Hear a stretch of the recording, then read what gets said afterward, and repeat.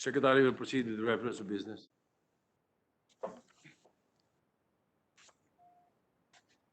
Additional reference of business, messages from the House of Representatives. Letter from the House of Representatives informing the Senate that on May 19, 2020, it ratified the Conference Committee report on the districting provisions of House Number 6312 entitled An Act Establishing the National Academy of Sports System and Appropriating Funds Therefore, and Senate Number 1086, An Act Creating and Establishing the Philippine High School for Sports and Providing Funds Therefore. To the archives. Letter from the House of Representatives informing the Senate that on May 20, 2020, it concurred with the Senate amendments to House Number 4581 entitled An Act Renewing for Another 25 Years the franchise granted to Golden Broadcast Professional Inc. under Republic Act Number 8025 entitled An Act Granting the Golden Broadcast Professional Inc. a franchise to construct, maintain, and operate a station for FM radio and television broadcasting in the island of Mindanao and expanding its coverage to the entire Philippines. To the archives. Letter from the House of Representatives informing the Senate that on May 20, 2020, it passed the following House bills in which it requests the concurrence of the Senate. House Number 5083, an act providing for the restructuring and condonation of unpaid interest, penalties, and surcharges on loans secured by farmers, fisherfolk, and agrarian reform beneficiaries from the Department of Agrarian Reform, DAR, Department of Agriculture, People's Credit and Finance Corporation, Cooperative Development Authority, National Food Authority, and the Kedan and Rural Credit Guarantee Corporation. Referred to the Committee on Agriculture. House Number 6137, an act encouraging corporate social responsibility, providing for incentives therefore. Referred to the Committee on Trade. House Number 6139, an act institutionalizing and financing the role of parent, teacher, and community associations in promoting the welfare and protecting the rights of children, amending for the purpose Presidential Decree Number 603, otherwise known as the Child and Youth Welfare Code. Referred to Committee on Women and Committee on Basic Education. House Number 5855, an act establishing the 2nd District Engineering Office of the Municipality of Compostela, Province of Davao de Oro, and appropriating funds therefore. To the Committees on Public Works and Finance. House Number 2397, an act declaring May 19 of every year a special non-working holiday in the city of Butuan in celebration of Balangay Festival. To the Committee on Local Government. House Number 4939, an act establishing a fish port in Barangay Macuyon, Municipality of Siraway, Province of Zamboanga del Norte, and appropriating funds therefore. To the Committee on or Committees on Agriculture, Public Works, and Finance. House Number 5027, an act establishing a fish port in Barangay Malintubuan, Municipality of Labason, Province of Zamboanga del Norte, and appropriating funds therefore. To the Committees on Agriculture, Public Works, and Finance. House Number 6441, an act including Arevalo Plaza in the Iloilo City Cultural Heritage Tourism Zone, amending for the purpose Republic Act Number 10555 entitled An Act Declaring the Haro Cathedral, Molo Church, Iloilo City Central Business District, Fort San Pedro, Haro Plaza Complex, Molo Plaza Complex, and Plaza Libertad Complex, all located in the city of Iloilo as Cultural Heritage Tourism Zone. Referred to Committees on Tourism and Basic Education. House Number 6442, an act declaring Mount Arayat bordering the municipalities of Arayat and Magalang, Province of Pampanga, a tourist destination, providing for its development and appropriating funds therefore. Referred to Committees on Tourism, Environment, and Finance. House Number 6443, an act declaring Gang Cave in the municipality of Bataraza, Province of Palawan, an ecotourism site, providing for its development and appropriating funds therefore. Referred to Committees on Tourism, Environment, and Finance.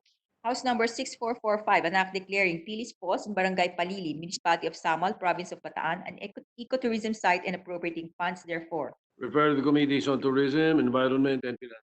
House Number 6446, an act declaring the Palani Beach, located in the Municipality of Balud, Province of Masbate, an ecotourism zone and appropriating funds therefore. Referred to Committees on Environment, Tourism, and Tourism, Environment, and Finance. House Number 6447, an act declaring the Batongan Peak Cave and Underground River, located in the Municipality of Mandawan, Province of Masbate, an ecotourism zone and appropriating funds therefore. To the Committees on Tourism, Environment, and Finance. House Number 6448, an act declaring Kapangyan Falls in the Municipality of Bataraza, Province of Palawan, an ecotourism site, providing for its development and appropriating funds therefore. To the Committees on Tourism, Environment, and Finance.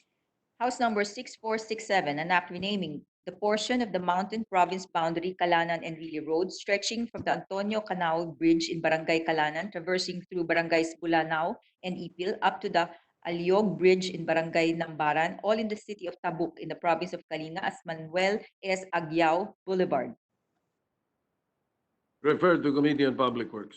House number 6491, an act mandating the full rehabilitation and maintenance of Cannon Road under the Department of Public Works and Highways. To the Committees on Public Works and Finance. And House number 6492, titled An Act Converting the Sagada Besao Trino Ilocos Sur Road into a national road and appropriating funds therefore. To the Committees on Public Works and Finance. Bills on first reading, Senate number 1542, an act establishing an economic stimulus strategy for the country's growth and development in the aftermath of COVID-19 and providing funds therefore, introduced by Senator Soto III. Mr. President, To the, yes, Senator Pia Cayetano, before we refer to sorry, are we still in the referral of business? I can manifest after the right, yes, we okay, refer to after. committees, refer to Committees on Economic Affairs, Ways and Means, and Finance. Senate number 1543, an act establishing the Philippine Virology Science and Technology and appropriating funds therefore, introduced by Senator Lacson. Refer to Committees on Science and Technology and Finance. Senate number 1544, an act expanding the function of the Lupong Tagapamayapa, thereby amending Republic Act number 7160, otherwise known as the Local Government Code, and for other purposes, introduced by Senator Marcos. To the Committees on Local Government and Justice.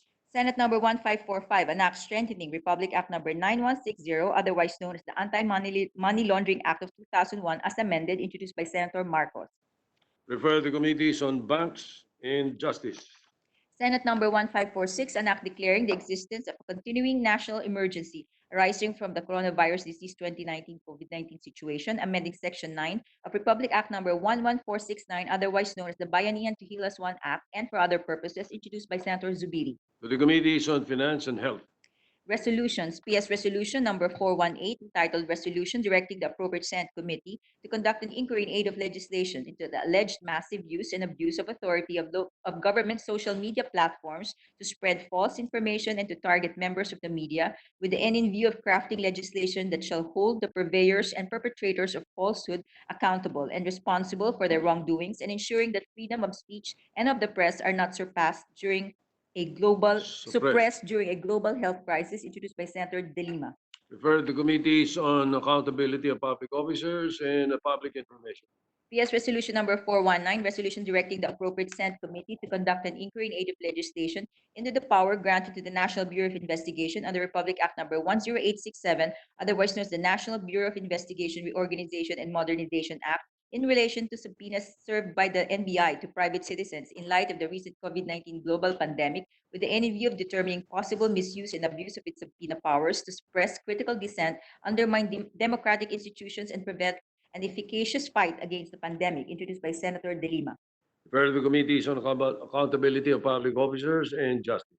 PS Resolution number 420, resolution directing the appropriate Senate committee to conduct an inquiry in aid of legislation on the government's policy requiring returning OFWs to undergo mandatory quarantine and test for COVID-19, with the end in view of providing immediate assistance to returning OFWs and adopting strategies to cope with the mass repatriation of OFWs, introduced by Senator Binay. The Committee on Labor. PS Resolution number 421, resolution directing the appropriate Senate committee to conduct an inquiry in aid of legislation on the country's preparedness and response against common diseases during rainy season as the country continues to contain the spread of COVID-19, introduced by Senator Binay. The Committee on Health. PS Resolution number 422, resolution directing the appropriate Senate committee to conduct an inquiry in aid of legislation to determine and assess the response and action plans of the Professional Regulation Commission, PRC, the Supreme Court, the Civil Service Commission, the National Police Commission, the Commission on Higher Education, and the public and private higher education institutions on the conduct of its respective entrance and licensure examinations amid the COVID-19 pandemic and in preparation for the new normal, introduced by Senator Angara. To the Committees on Civil Service and Higher Education.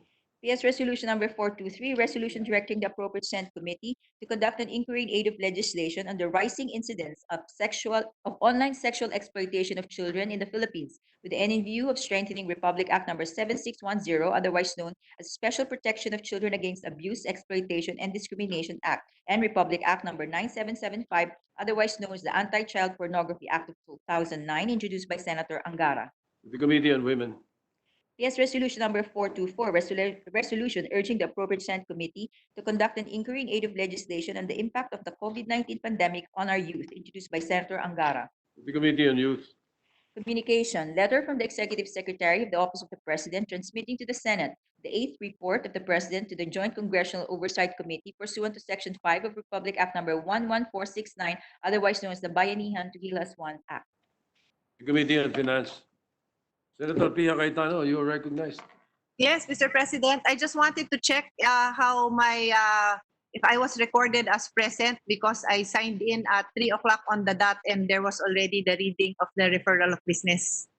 Yes, you are recorded as present since yesterday because we suspended. Okay. Thank you, thank you. I was worried that 2:59 kayo nag-call ng roll. Tama po, nag-suspension pala tayo. Salamat. All right. And then according to there is a directive that's being ordered by Senator Lacson, Tolentino, Gatchalian, and myself. We are hereby directing Senator Bato de la Rosa to attend the session on Monday physically because he's becoming very popular in social media. So you can enjoy the birthday merienda of Senator Ping Lacson on Monday. Oh, will comply, Mr. President. I will Very be good. there. Tama yun, Mr. President. Tama yun, Mr. President. Para yung statement niya will be pagkatapos mahirap ng buhay kasi hanggang alas 10 sa dyan sa Senado. All right. Thank you. Majority Thank you. Thank you, Mr. President. Mr. President, I move to resume consideration of Senate Bill number 1318. This is the Organic Agriculture Act of 2010. Amendments to the Act. objection. Hearing none. Consideration of 1318 is in order. The status, Mr. President, is that after a number of amendments yesterday, we asked for a clean copy to be given to our colleagues today.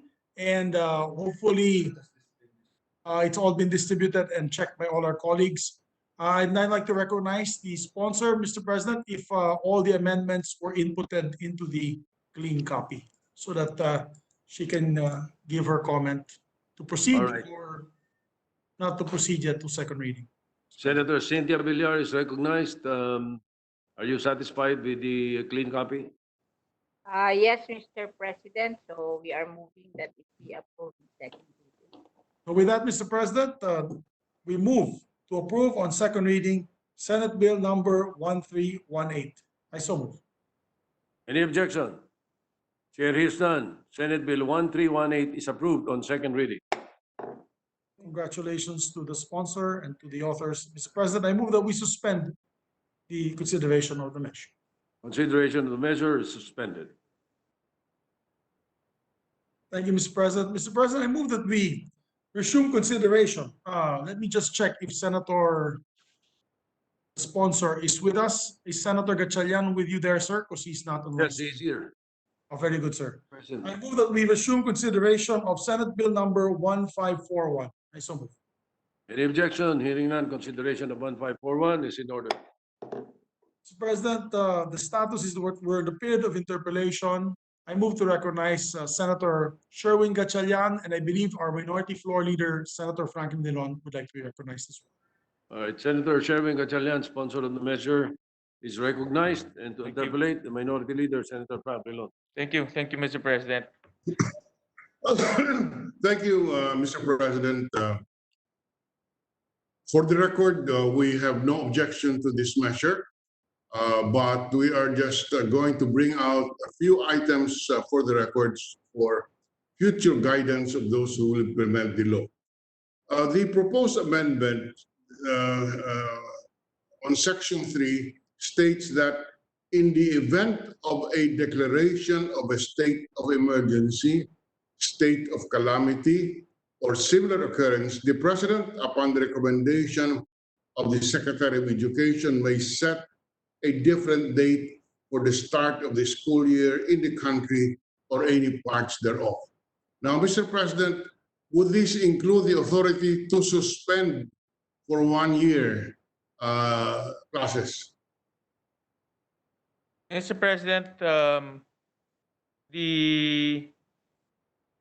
if the intention is to suspend classes for 1 year, then with this law, the secretary and the president will just defer the opening of the school year on a later date. If the intention is 1 year, then I would surmise that they will just delay the opening of the school year for 1 year, Mr. President.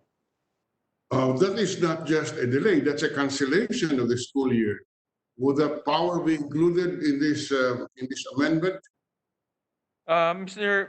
President, Mr. President, we just want to state on the record what is the intention of this amendment.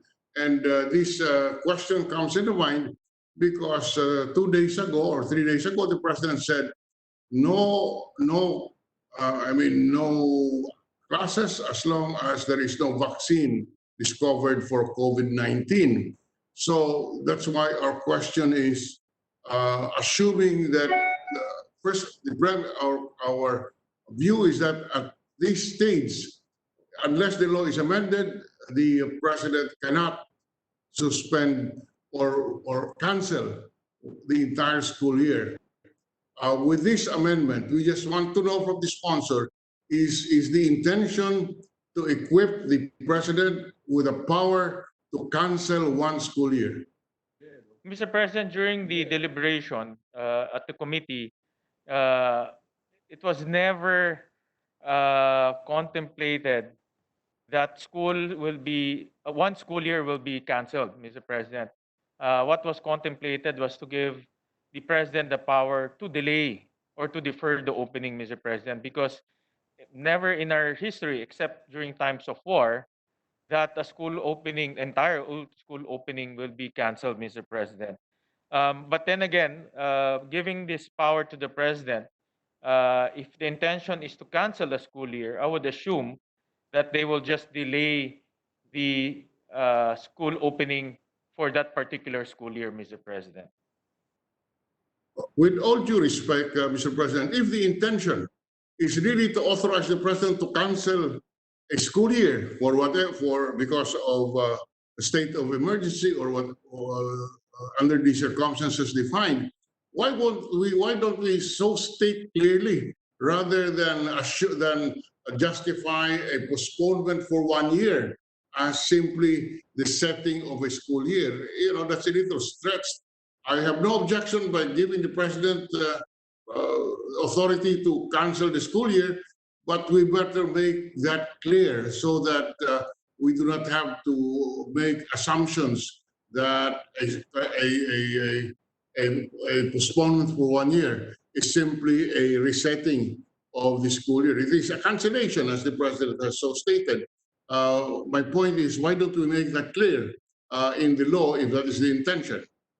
Mr. President, is my understanding correct from the good minority floor that the intention is to give powers to the president to cancel one school year if it warrants, Mr. President? Explicitly written in the law?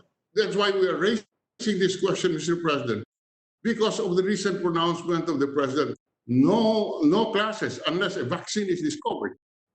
Now, suppose it lasts for 1 year.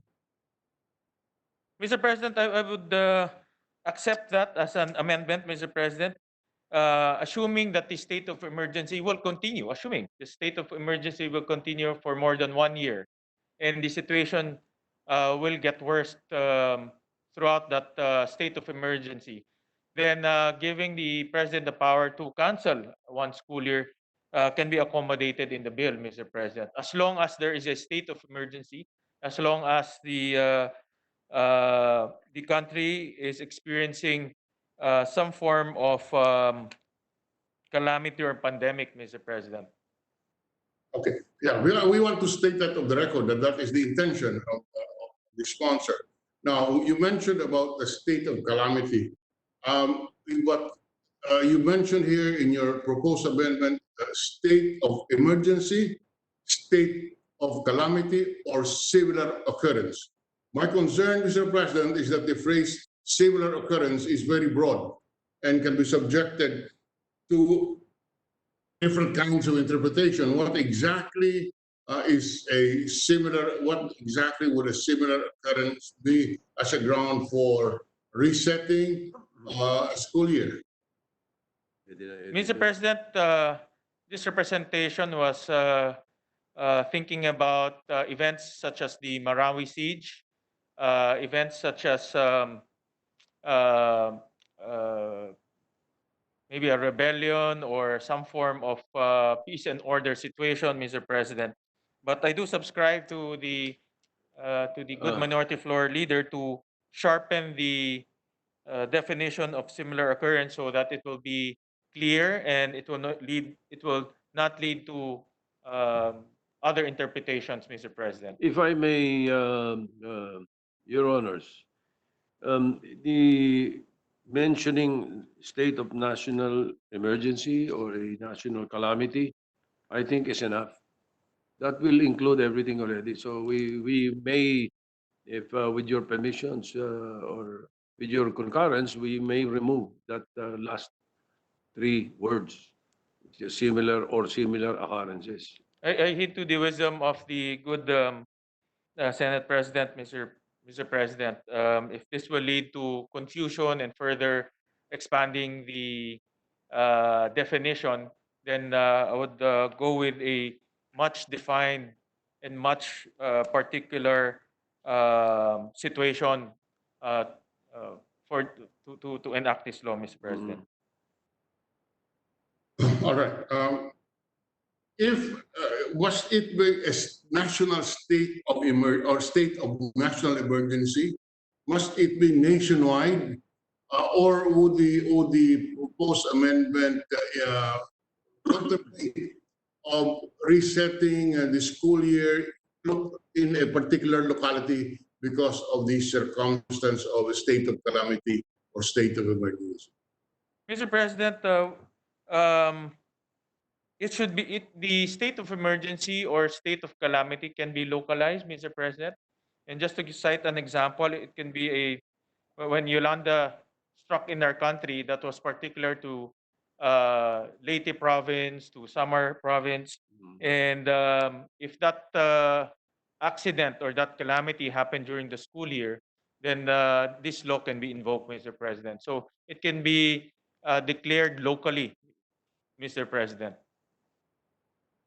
The declaration of the state of emergency or state of calamity must be a presidential proclamation.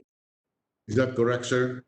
It cannot be, that some local mayor will declare a state of emergency. It must be a presidential proclamation that there is a state of emergency or state of calamity either under the whole country or in a locality. Yes, Mr. President. I would, since we are giving the authority to the president, then the declaration should come from the same person, giving it much more importance, Mr. President. And just to be clear, if you don't mind, just to be clear, this does not amend Republic Act 8185, of which I was the principal author of, which is the state of calamity in the local level, wherein we are allowing the local council to declare a state of calamity in order for them to be able to use their calamity fund. Correct, Mr. That is President. that law. It does not, this proposal of yours does not amend that particular issue. We're talking here of the calendar, school calendar only.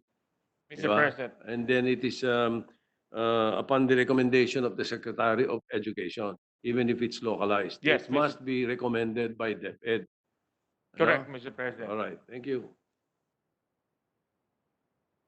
Okay. This does not include cases where there are temporary suspensions because of a calamity, as we experience usually.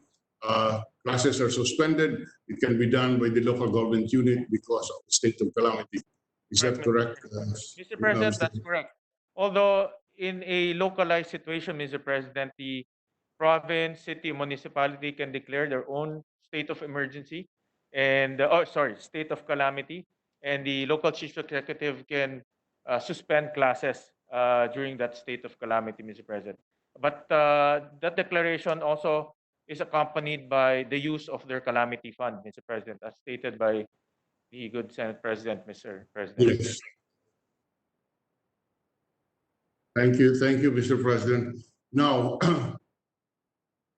the Republic Act 10121, otherwise known as the Philippine Disaster Risk Reduction and Management Act of 2010, defines disaster. Would a disaster authorize the president to to alter the school calendar? Mr. There is President, a disaster definition of disaster under Republic Act 10121. Mr. President, if the disaster will result in a declaration of a state of calamity, Mr. President, then this law will be invoked, Mr. President.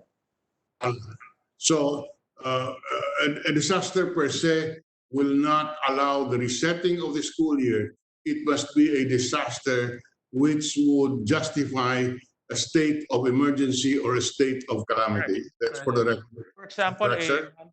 man-made disaster such as fire, Mr. President, will not be enough of a reason to invoke this law, Mr. President. It should be, the disaster should result into a declaration of a state of calamity, Mr. President. Thank you, Mr. Sponsor. Now, in yesterday's session, we briefly touched on how will this law affect the charters of the granted to different schools by Congress. Just to cite a few examples, the case of Republic Act or PD 2022 in 1986, which gave the Brent School its authority to establish its own school calendar. We have also the Faith Academy, etc., etc. So our first question, Mr. President, on this issue is, has the good sponsor gone over all the laws that would pertain to specifically to a specific educational institution? And the next question is, how will this proposed measure, if passed, affect this authority granted to individual schools? Mr. President, under our constitutions, Article 14, Section 4 of the 1987 Constitution, it states that the state recognizes the complementary roles of public and private institutions in the education system, and shall exercise reasonable supervision and regulation of all educational institutions, Mr. President. So, in other words, Mr. President, the DepEd has supervisory powers over all educational institutions, whether it's private and public. And in fact, it also has regulatory powers over all educational institutions, whether public or private. Although this supervision and regulatory power should be exercised in reasonable terms, Mr. President. So it is my view that DepEd can, when this law is invoked, this law covers international schools that has its own legislative charter, Mr. President. On top of that, Mr. President, I looked at several of the legislative charters that were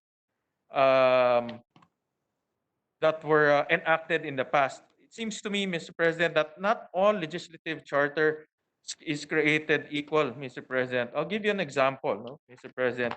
In Republic Act number 11218, that created the British School, Manila, in Section 4, it reads, supervision and regulation of the Department of Education, notwithstanding the recognition and prerogatives under this Act, the British School, Manila, shall be under the supervision and regulation of the Department of Education and shall adhere to basic laws and rules and regulations of the DepEd governing international and foreign schools, Mr. President. This is actually a very clear provision that British School Manila will adhere to our local laws and regulations, Mr. President. However, I looked at the other school charters. Is not that exact provision is not present, Mr. President. Like, for example, in Southville International School Charter, it's not present. In the creation of the Brent School, it's not present. in the creation of the Everest Academy, which Senator Zubiri raised yesterday. It's present.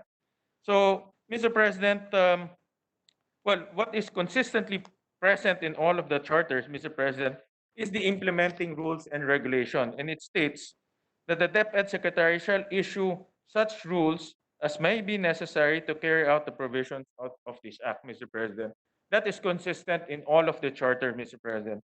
So my argument that DepEd has supervisory and regulatory jurisdiction over all schools, including international school, comes from the Constitution, Article 14, Section 4 of the Constitution, and also on the implementing rules and regulation. And when DepEd crafts the implementing rules and regulation, it will consider all of our existing local laws, including the Constitution, so that the implementing rules and regulation of all charters will be compliant to whatever local laws that we have, Mr. President. Mr. President, I can debate on that, but I don't think that it will bring us anywhere. My suggestion, Mr. President, if the good sponsor will accept, is to place a qualifier in the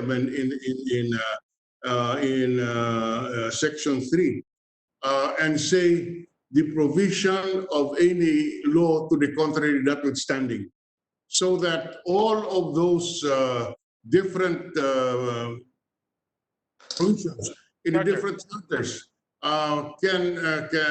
is deemed amended by the power to the President and the Secretary of Education to change the school year in cases of state of emergency, so that we, instead of asserting that the Constitution, etc., allows general supervision and that the implementing rules provide sufficient authority, those are debatable issues. To remove the doubt, Mr. President, my suggestion is to place somewhere in Section 3 of Republic Act 7797 a phrase which says, notwithstanding the provision of any law to the contrary, comma. That's an outstanding suggestion, good minority floor, Mr. President, and that will leave all doubts outside the door, or leave no doubts in terms of implementing this law. And we will take note of that and craft the appropriate amendment, Mr. President. Of course, for the approval or guidance of the good minority floor leader. Not my approval, the approval of the body, Mr. President. We're just pointing out and helping the good sponsor in clarifying these provisions so that it will not be subject to various interpretations. So thank you for characterizing for the first time in my career that my amendment is outstanding. Thank you very much. Thank you, Mr. President. It is outstanding, Mr. President. Cannot the sponsor be able to craft that within the day? Yes, Mr. President. As we speak, my legislative staff is already drafting the appropriate amendment, Mr. Perhaps the President. majority leader can Yes. reconsider this Senate bill later. If you're ready with the amendments. Yes, what- yes, Mr. President. On the same day, we will propose individual amendments, and this is in accordance with the suggestion of the good minority floor and other colleagues, Mr. President. Mr. President, Senator Pia Cayetano would like to be recognized, Mr. President. Senator Pia Cayetano is recognized. With the Thank you, permission of Mr. the President. I actually was not going to interpellate, but I do have some clarifications to put on record based on the interpellation of the minority floor leader with the sponsor. So with the permission of the sponsor, may I propound some questions? Yes, Madam Mr. Pia, President. Ma'am More than Pia, happy to I think there's Senator Julon still has the floor. He hasn't relinquished yet. I'm so sorry. I thought because he manifested that he has never been congratulated for such an amendment, I thought that was the ending. I'm very sorry for that. It's okay. No, It's it's all okay. right. Sorry, my apologies, Pia. Yeah. If the sponsor may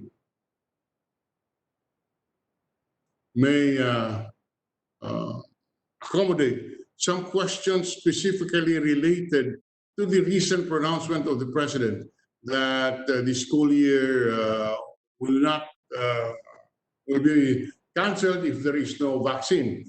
Now, may we know, Mr. Sponsor, where are we exactly in terms of the school opening uh, as we talk?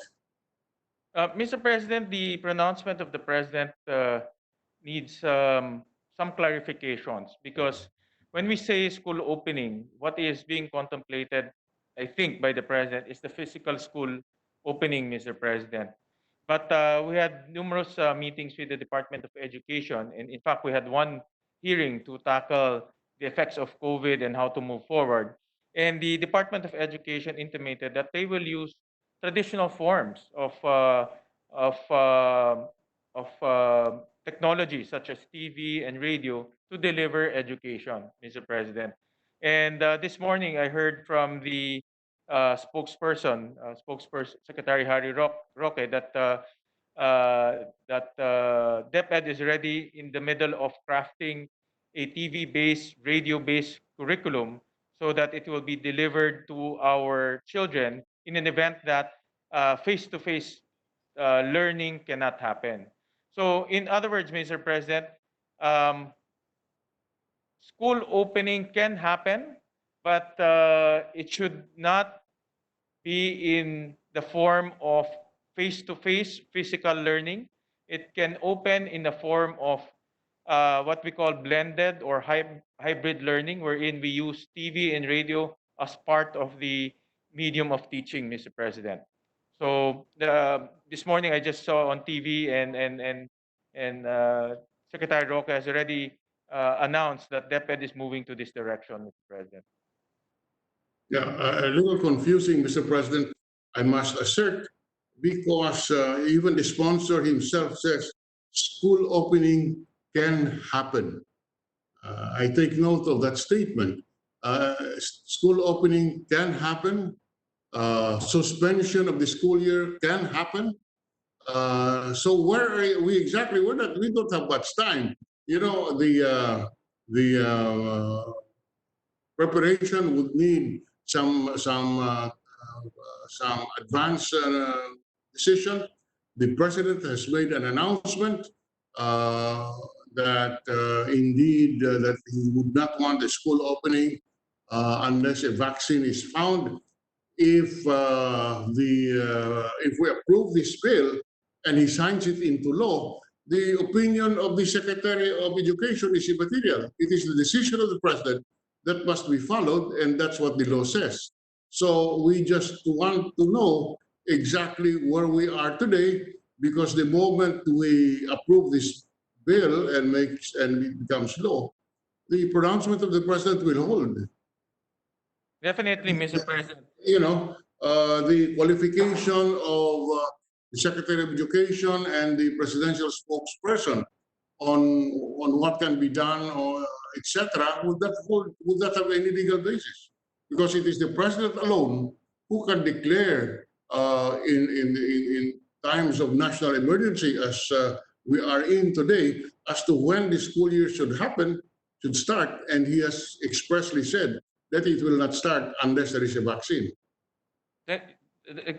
Precisely, Mr. President. Admittedly, Mr. President, this pandemic is far-reaching and it's quite deeply entrenched in our communities, and the traditional forms of teaching and traditional forms of delivering education is not applicable anymore. And admittedly, a lot of adjustment is being made by DepEd to deliver quality education, to make sure that we deliver quality education to our children. Right now, where we are right now, DepEd will be proposing an alternative delivery mode of education. This is in the form of hybrid or blended learning. But the use of TV and radio is becoming more important at this time because they cannot do face-to-face teaching, Mr. President. So um, the, I think what I'm driving at right now, Mr. President, it's quite dynamic from DepEd's point of view, and I will be liaising with them and coordinating to see what is the final approach in terms of delivering education and also the school opening, Mr. President, because I also hear that school opening doesn't mean that it will be a face-to-face school opening. It can be in a form of hybrid or blended learning, Mr. President, which doesn't require face-to-face teaching, Mr. President. Well, face to face cannot happen if we wear masks anyway. Well- It's a very complex situation right now, Mr. President, because definitely a lot of adjustments, and our curriculum is not designed to accommodate hybrid and blended learning for now. So a lot of adjustment is being made, and since the government is the biggest school, in the entire country, we have approximately 25 million students in our system. Adjusting the curriculum and making sure that it's delivered to all of our 80 plus thousand school is really something that DepEd is planning very carefully, Mr. President. Mr. President, this is not the place to debate on the validity of the proposals of the Department of Education on face-to-face or having internet, etc., reliable internet connection, or whether the teachers are sufficiently trained to use remote learning tools. The subject of the bill is only empowering the president to fix the school year, and that is what we should try to clearly define, because the rest would just be secondary issues. So are we, just so we can terminate this, we can finish this interpellation, it is the president who would have the final say on the opening or suspension or cancellation of a school year. Yes, Mr. President, in this law, Mr. President. Once we approve this law, that would be the extent of the power of the president in case of a state of national emergency or a state of calamity. Yes, Mr. President. All right.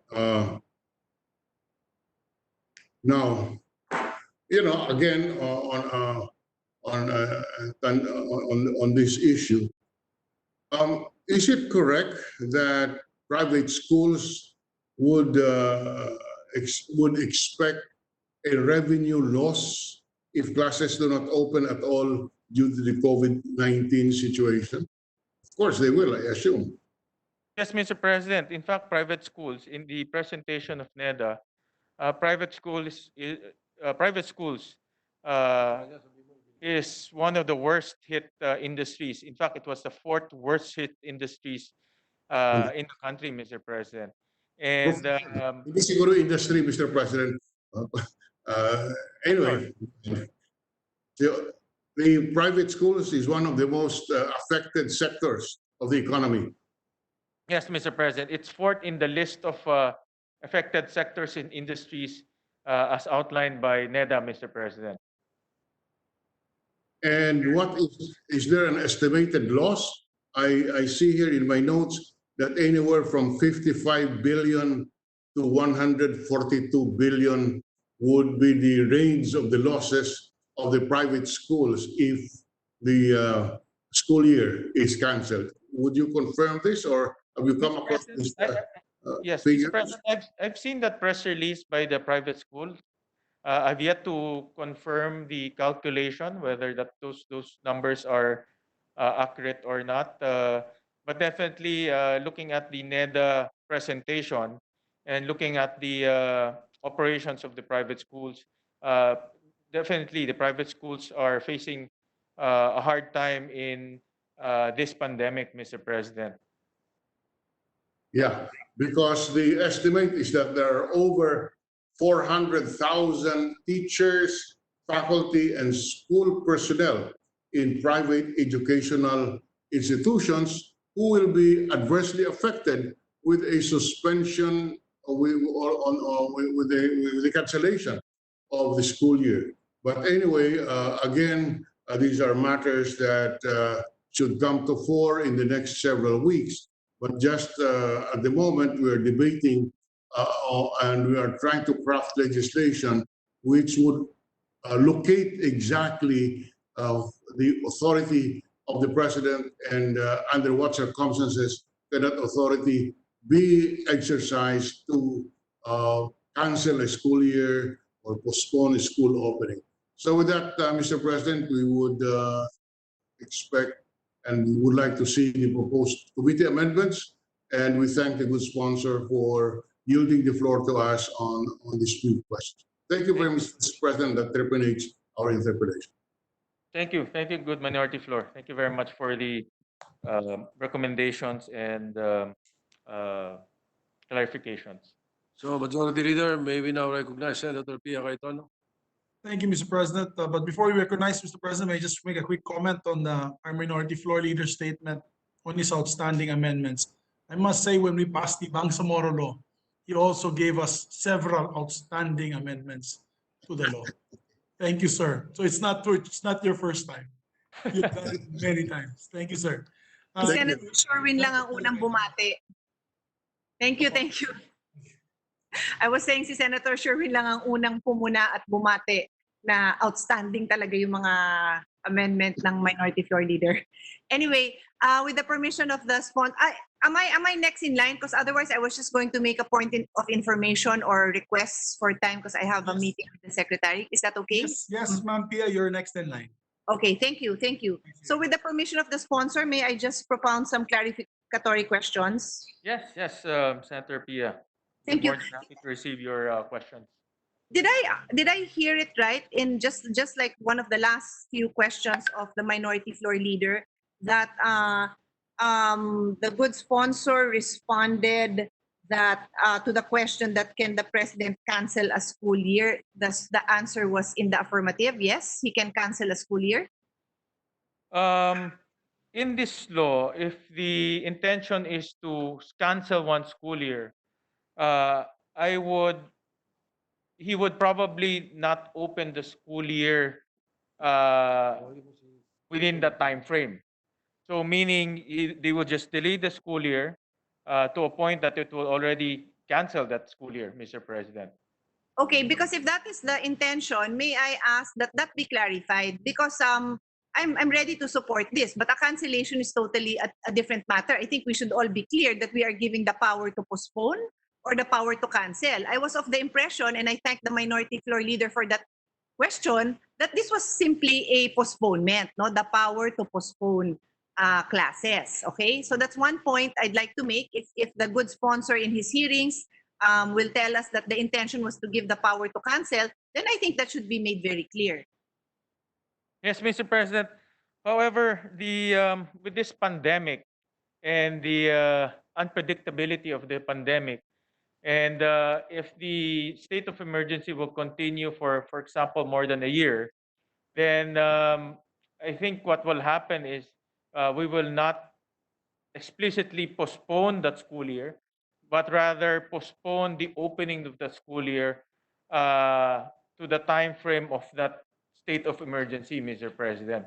So it's not explicitly in the law that the school year can be postponed, but pandemics like this can last for a very long time, and the state of emergency therefore can also last for a very long time. So the school opening can be delayed to a tune of probably 6 months to 1 year at the worst. This is really, I'm talking about the worst case scenario, Mr. President.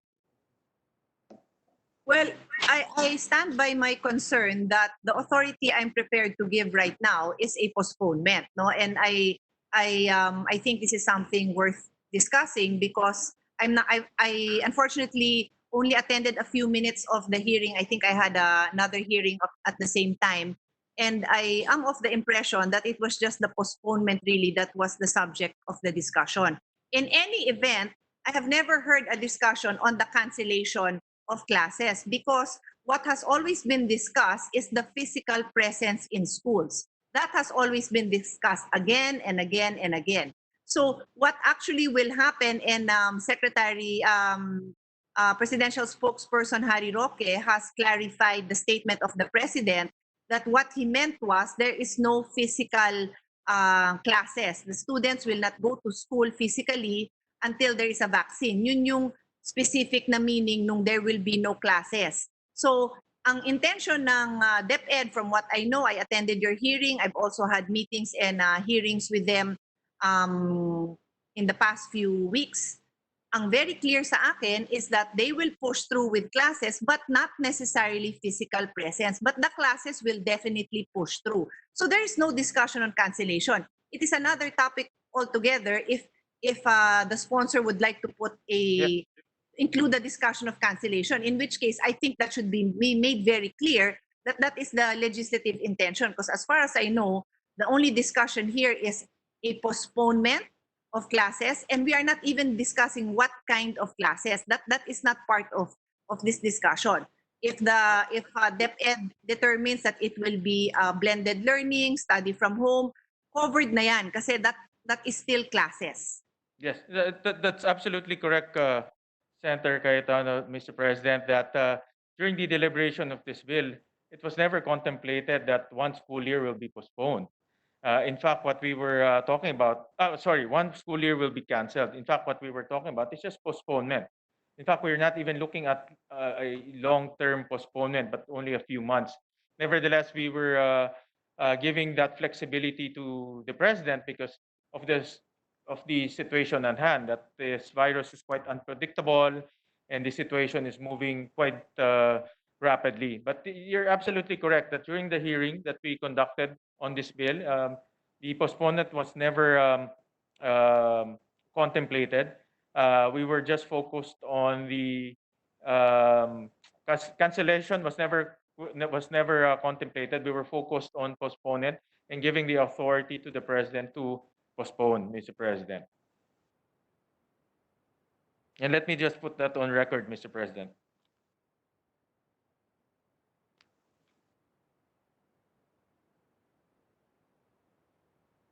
It's postponing the physical classes because that is almost like a minor matter that is already left to the discretion of DepEd. The president is, if DepEd says on this date we will continue, as far as I know, they have the authority to determine what kind of classes they will proceed with, Correct. whether it's physical, hybrid, etc. All right. One last point. I also would like to be clarified on the response that the good sponsor gave to our minority floor leader on whether declaration of calamities and whether there could be a postponement that would only apply to a certain region or area. What was the response to that question or to that discussion? Mr. President, after the declaration of a state or of calamity or state of emergency, the president, after the suggestion of the Secretary of Education, can postpone school opening in different parts of the region or different parts of the country. This is to we also took note that, for example, incidences like the Marawi siege, if that will happen, then the president should also be given the flexibility to postpone classes in that area, Mr. President. So we can postpone classes regionally in different parts of the country, provided that a state of emergency or a state of calamity is declared, Mr. President. Okay, thank you very much for that. I just wanted to be sure that I heard the answer right because in our committee hearings on sustainable development goals, innovations, and future thinking, that is also one of the strong recommendations that these kind of decisions, in fact, the delivery of education is localized. So obviously, a calamity is a very good justification to make to empower these areas affected to have their time frame changed to address the needs of the student. That's all, Mr. you. Sponsor, Thank you. Majority Floor Leader. Thank you, Mr. President. Thank you, Senator Cayetano. Thank you, Mr. President. I believe next in line to ask for questions or interpellate is the distinguished gentleman from Cavite, Mr. President, Senator Francis Tolentino. Senator Francis Tolentino is recognized. permission of my co-sponsor, just some clarificatory questions. Yes, to the good gentleman from Cavite. I have no, I am in full support of this measure being one of the co-sponsors, but some clarificatory questions would probably put us in the right historical perspective. The, the current situation, Mr. President, is that we have, under existing laws, that is Republic Act 7797, a mandate to have a 200 to 220 days school year calendar. Am I correct? Yes, Mr. President. And the law prior to that, and I think this is germane to the parliamentary discussion we have right now, was 185 days. Am I correct? Yes, Mr. President. And that was prior to the amendments It was, made in 1995 or 1994, if I'm not mistaken.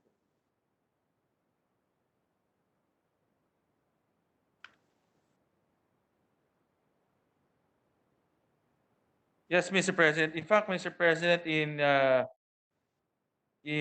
the in EO in Executive Order 292, which is the administrative code, in section 24, Mr. President, the school days or weeks for that matter is clearly laid out. 40 weeks for elementary and secondary levels, 36 weeks for college level, or 18 weeks a semester, Mr. President. So 40 weeks for elementary and high school is in effect about 200 school days, Mr. President. So that was in the original administrative code, which was subsequently amended by RA 7797, Mr. President. Correct, Mr. President. So ang nangyayari po ngayon, Mr. President, since we have Republic Act 7797, every school year prior to the opening, the DepEd would issue a memorandum circular addressed to all schools, private or public, addressed to all DepEd regional directors, mandating a certain number of days for the incoming school year. Am I correct? Correct, Mr. President, because the secretary is given the authority to dictate on the ending of the school calendar. So in effect, she will take into account the 220 school days and designate the ending of the school year, take into account summer classes, summer vacations, and other public holidays, Mr. President. But, Mr. President, am I correct to surmise that it doesn't have to be 220 days? The 220 days is just the maximum period. But you cannot go below a certain number of days predetermined by the DepEd secretary prior to the start of the school year. For instance, for this school year, the number of days should be 203 school days, Mr. President. And to continue this, Mr. President, ang nangyari po sa atin, dahil tumama po yung coronavirus, nagkaroon na po ng enhanced community quarantine noong March 17, nahinto lahat. Nahinto po lahat, nakaka 190 days pa lang tayo, kaya kulang po ng 13 days na dapat nagtapos yung klase, yung mga graduation, noong pong nakaraang April 3. Am I correct, Mr. President? Yes, Mr. President. And because of the sudden surge in the number of positives and public safety is the utmost concern of our decision makers. They canceled school or suspended school for that matter. And that's why it didn't reach the intended 220 days, Mr. President. And subsequently, the DepEd released a formula in which this formula will guide superintendents and principals on how to pass or fail their students, Mr. President. So Mr. President, if the good sponsor is agreeable, perhaps the root cause of all our adjustments, the adjustments that we are trying to achieve by virtue of the proposed uh, legislative measure, is not just because of the need to empower the DepEd Secretary or the President of the Philippines to postpone the opening of the school year, but the adjustment probably should include how to achieve that 200 to 220 college school calendar days. Am I correct in that assumption, Mr. Sponsor? Well, Mr. President, when RA 7797 was enacted, new forms of technology such as online learning, the use of internet was never debated and was never mentioned in the transcript. So I would assume it was never contemplated at that time. And definitely with the advent of technology right now, mobile particularly, you can learn from anywhere. You can actually learn even outside of your homes. That is the debate surrounded during that time. No, the debate revolved around making sure that competencies, the minimum learning competencies, would be covered by the 220 days, Mr. President. And competencies are very dynamic. In fact, the way children learn and the way children absorb competencies is also quite dynamic, Mr. President. So yes, the 220 days um, uh, should be analyzed whether that is applicable at this time, especially with the advent of technology and other forms of methodology, Mr. President. Tama po, Mr. President. We're probably referring to the same transcripts involving Tita Letty Ramos Yahani when the good senator mentioned that there is a need to increase the number of school days, 200 to 220, because during those days, there was a perceived need to have greater teacher-student contact relationship. Ang kailangan po ng mga panahong yon, talagang nasa classroom lagi yung mga bata at para po makaharap yung mga teachers, yung mga maestra nila, maestro, at lalo po silang matuto. Tama po ba ako doon, Mr. President? That the need for more student contact time with the classroom instructors would lead to a more effective delivery of instructional materials or methods, Mr. President. Yes, Mr. President. You're absolutely correct, Mr. President. During the debates on RA 7797, what they were focused on is the physical interaction of students and teachers, Mr. President. And because the physical interaction will result in effective delivery of the minimum learning competencies that were being discussed here in RA 7797, Mr. President.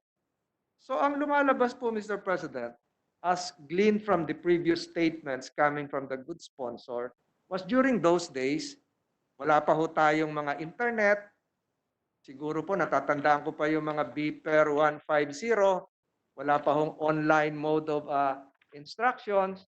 So even with without those technological tools, the reasons given by the legislature was really to address the needs of the times.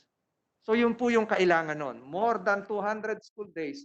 Pero sa ngayon pong dumaan po tayo sa COVID-19, malalim na po ang narating ng teknolohiya, meron na pong online education, meron na pong nakaka-streamline, pwede na sa TV broadcast learning, pwede sa radio. Hindi po ba tama, Mr. President, na mag-adjust din tayo? Kasi meron po ako natatandaan nun sa law school, when the reason for the law ceased to exist, then the law should likewise be amended or modified, Mr. President. There is a Latin maxim for that. Se sante ratione legis cessat ipsa lex.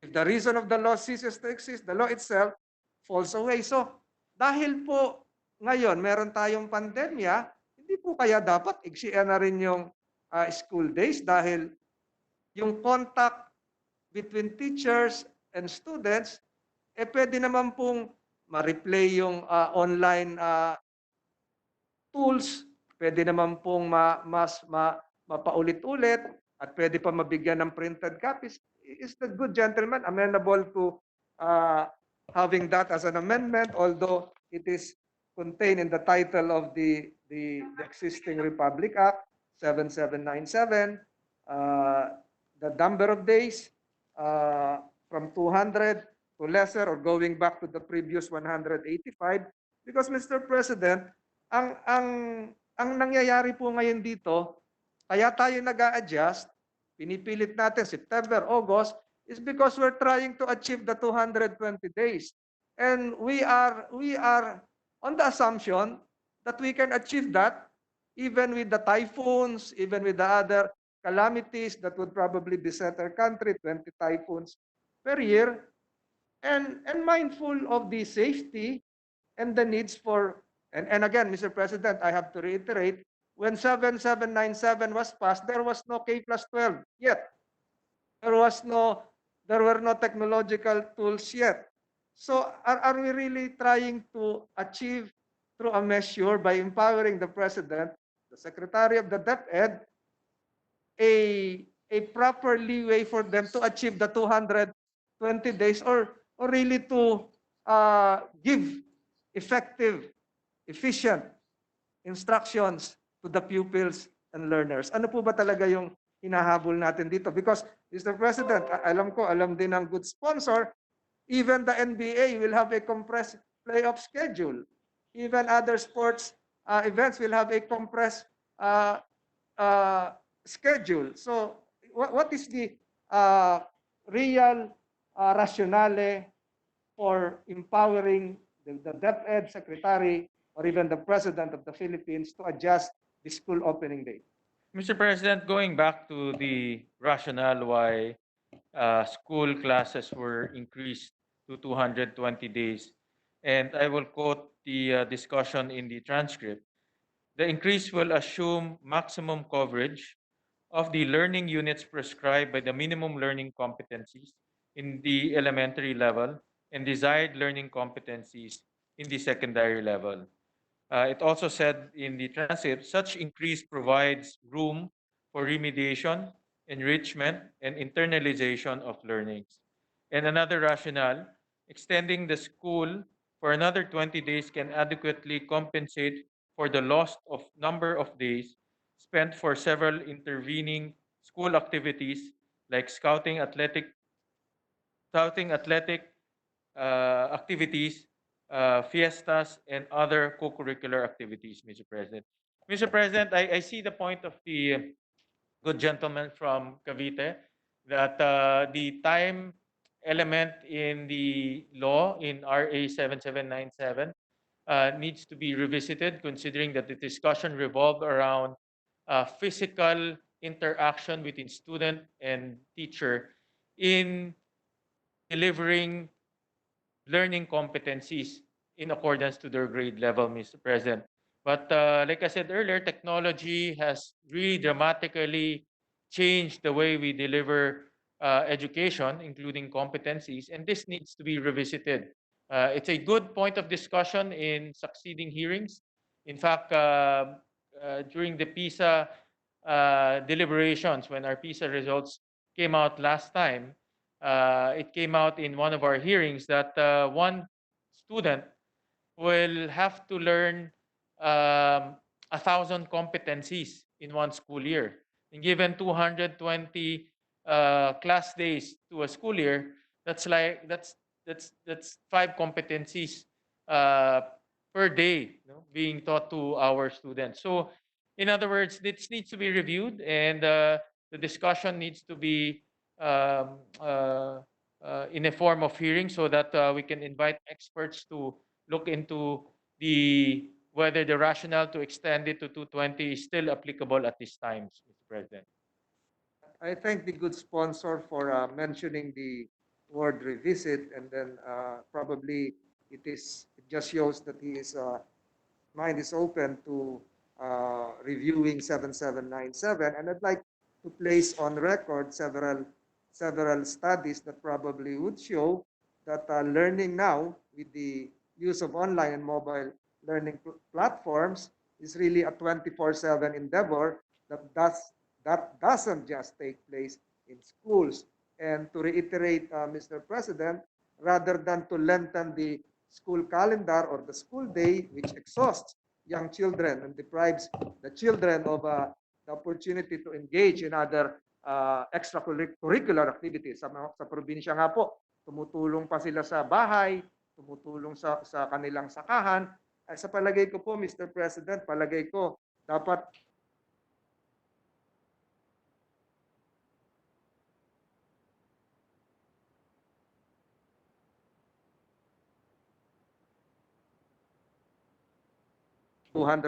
days if this is really working. Hindi sa palagay ko po, at maraming pag-aaral dito, hindi po ng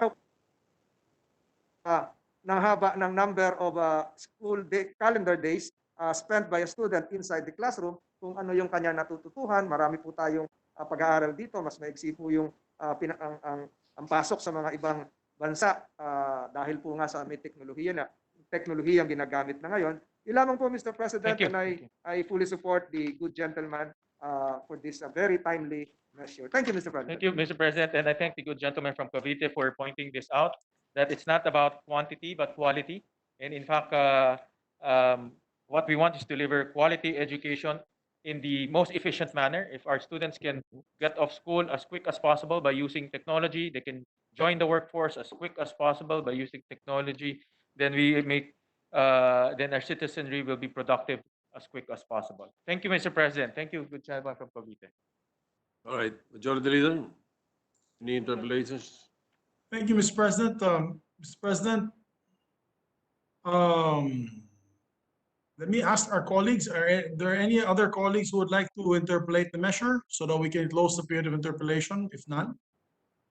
Mr. President, I have no feedback from my colleagues. Mr. Majority Leader. Yes, ma'am, may we recognize Senator Pia Cayetano. Sorry, Senator Risa Ontiveros, rather. Senator Ontiveros is recognized. Thank you, Mr. President. I apologize, Mr. Majority Leader. I was not able to open my video immediately. Although I'm a bit hurt, you still don't recognize my voice after 4 years. So My apologies, my apologies. no, I My just couldn't resist teasing you, Mr. Majority Leader. That's Sorry. quite understandable. Thank you, Mr. President. No, I'm not going to interpolate the good sponsor. I would just like to make a brief manifestation in relation to his latest exchange with the good gentleman from Cavite. Very, very interesting and also very important. Just about that last point, Mr. President, of course, especially in an essential enterprise as educating the youth and the children of our country. We're talking here not only about quantity, but also about quality. And precisely when the good chairman of the Committee on Basic Education leads our chamber in discussing that particular matter of the number of school days or the range of the number of school days per school year. I just want to make it of record and remind all of us that educators have also gone on record to say that notwithstanding the value of the use of internet and online education for our students, there is still something irreplaceable about the face-to-face encounter between student and teacher and among students in a classroom setting. At dahil umaasa naman po tayo, Mr. President, na makakaraos tayo sa COVID-19 pandemic na ito, lalo na kapag may na-develop na vaccine, that for one, as a parent also, I do look forward to that time that maximizing the use of technology in our education methods, that we will look carefully at possibly reducing the number of school days, because that might inadvertently limit the value, the irreplaceable value of face-to-face encounters between and among students and teachers in a classroom setting. So yun lang naman po, Mr. President. Salamat and mabuhay sa sponsor ng bill na ito. Thank you, Mr. President. All right, Majority Leader.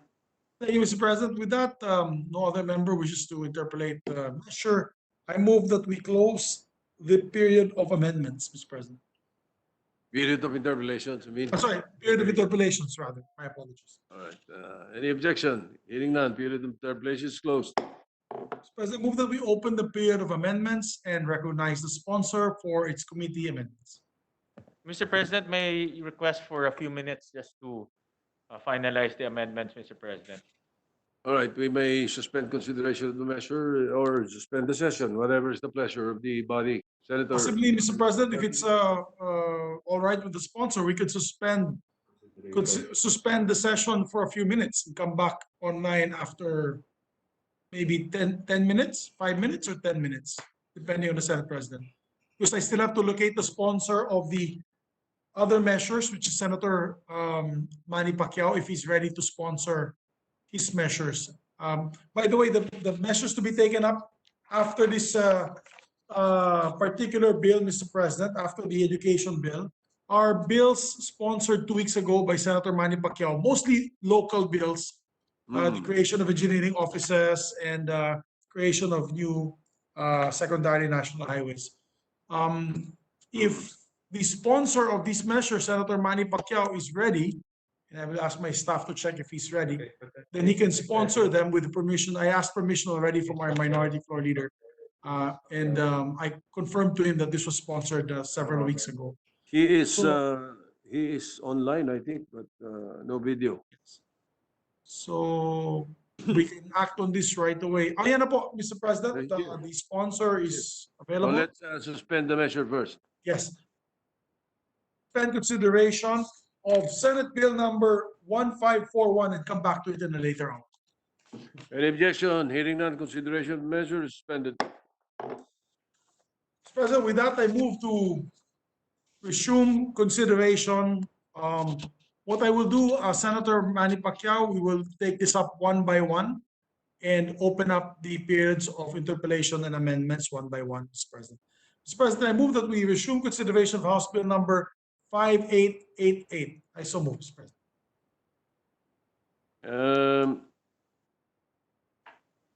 If there are there interpellators?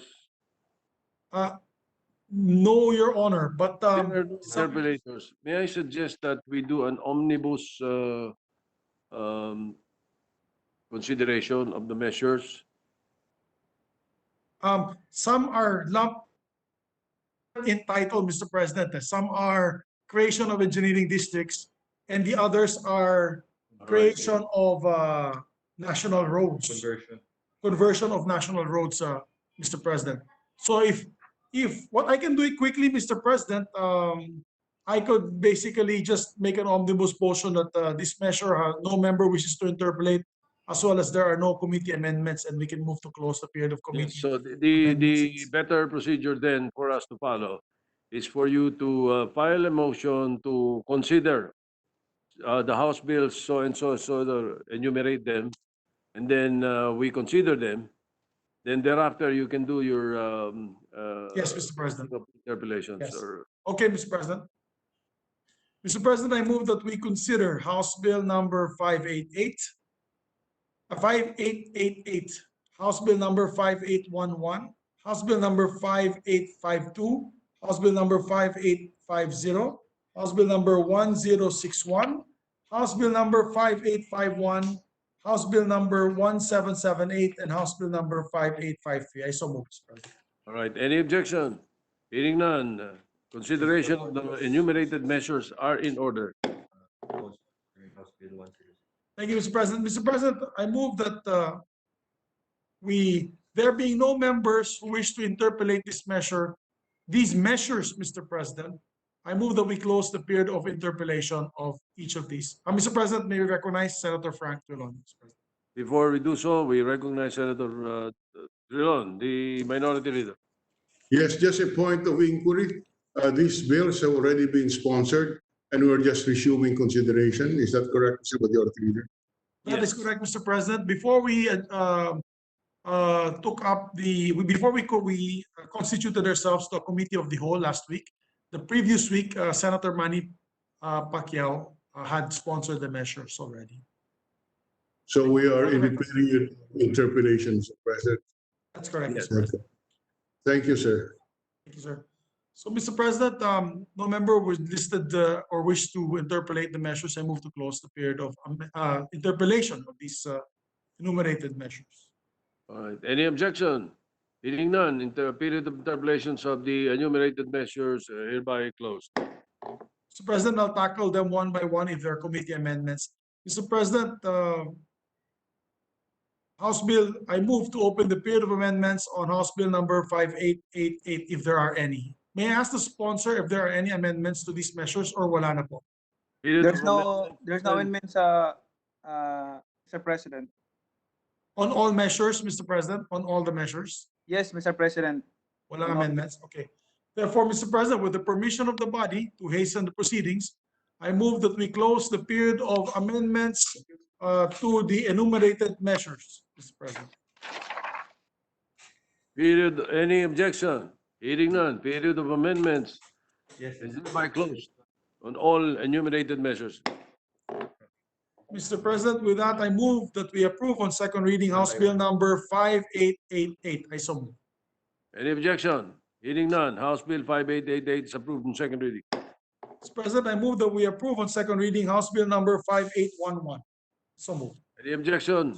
Hearing none, House Bill 5811 is approved on second reading. Mr. President, I move to approve on second reading House Bill number 5852. So moved. Any objection?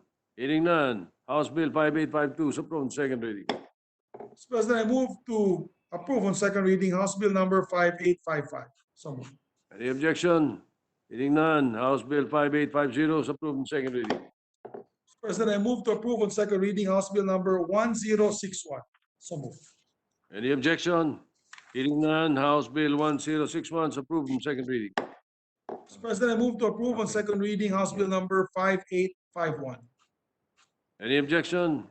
Hearing none, House Bill 5851 is approved on second reading. Mr. President, I move to approve on second reading House Bill number 1778. Any objection? Hearing none, House Bill 1778 is approved on second reading. Mr.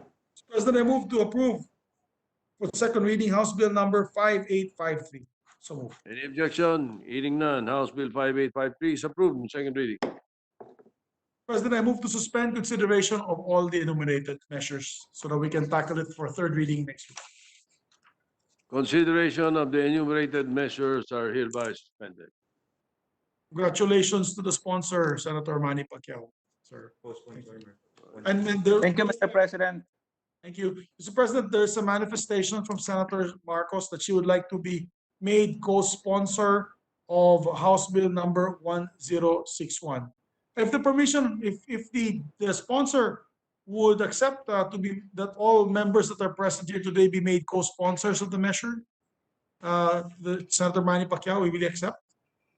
He accepts in the affirmative, Mr. President, that all members present Thank you, today Mr. be made President. co-sponsors. All right, therefore, we make that on record. Thank you, Mr. President. Mr. President, is our sponsor, Senator Gatchalian, ready for the amendments, or he's still asking for more time, Mr. President? Perhaps 5 more minutes. If there are sponsorships on the Yes. table, Mr. President, while we are waiting the amendments for that, if Senator Bongo is already available, we can already start his sponsorship. Well, actually, Senator Villar is number one on the sponsorship, Mr. President. I move to transfer from the calendar of ordinary business to special order with the permission of the body. Senate Bill number 1396, Mr. President. Any objection? Hearing none. Senate Bill 1396 is hereby transferred. Mr. President, I move that we consider Senate Bill number 1396 and ask the Secretary to read the title of the measure. Secretary will read the title of the measure.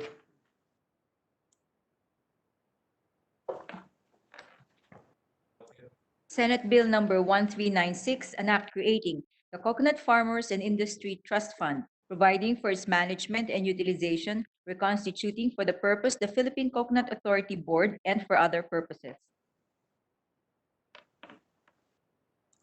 Mr. President, I move that we recognize the sponsor, the distinguished chairperson of the Committee on Agriculture, Ma'am Cynthia Villar. Chairperson of the Committee on Agriculture, Senator Cynthia Villar, is recognized to sponsor the measure. Mr. President, my esteemed colleagues, a pleasant good afternoon to all of you. Mr. President, as the chairperson of the Committee on Agriculture, Food, and Agrarian Reform, I stand here today to sponsor Senate Bill 1396 under Committee Report number 65, or an act creating the Coconut Farmers and Industry Trust Fund, providing for its management and utilization, reconstituting for the purpose the Philippine Coconut Authority Board, and for other purposes. This bill is in substitution of Senate Bill numbers 31, 266, 1052, and 1127, with Senators Francis Kiko Pangilinan, Ralph G. Recto, Cynthia Villar, and Amy R. Marcos as authors thereof. During the 17th Congress, a Coco Levy bill was approved by both houses and was sent to the President for signing into law, but was vetoed.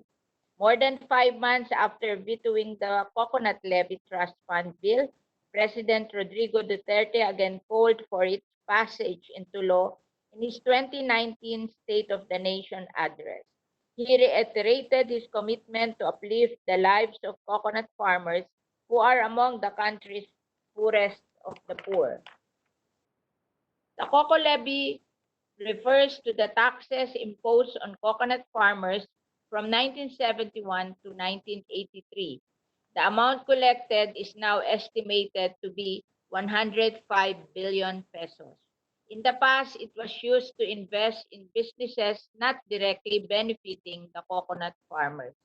I believe this Congress also have not forgotten our commitment to uplift the lives of coconut farmers and further develop the coconut industry through the urgent utilization of the Coconut Levy Fund.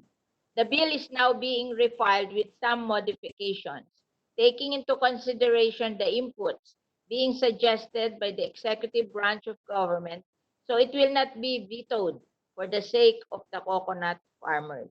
It has likewise considered a 2015 Supreme Court decision voiding certain provisions of the two executive orders on the management of the fund and its reconveyance in order to help fast-track the consolidation of the Coco Levy assets. These are EO 179 and Executive Order 180. The Supreme Court expressed that all Coco Levy assets must be administered by the government and all funds must be used for the benefit of the coconut industry. The disbursement should be by authority of a legislation passed by Congress. In the new bill, the Coconut Farmers and Industry Trust Fund is being created to be managed and disbursed in accordance with the Coconut Farmers and Industry Development Plan, which shall be defined in the law and implemented by the Philippine Coconut Authority once approved by the President of the Philippines.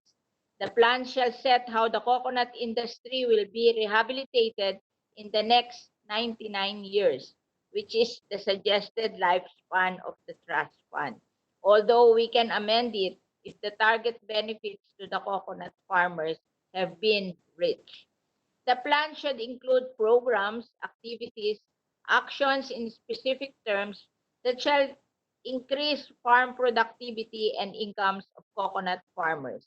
Intensive effort on intercropping and livestock raising, including dairy, the establishment of the coconut-based enterprises, rehabilitation and modernization of the coconut industry towards global competitiveness, poverty alleviation, and social equity, among several others, shall always be the desired end results.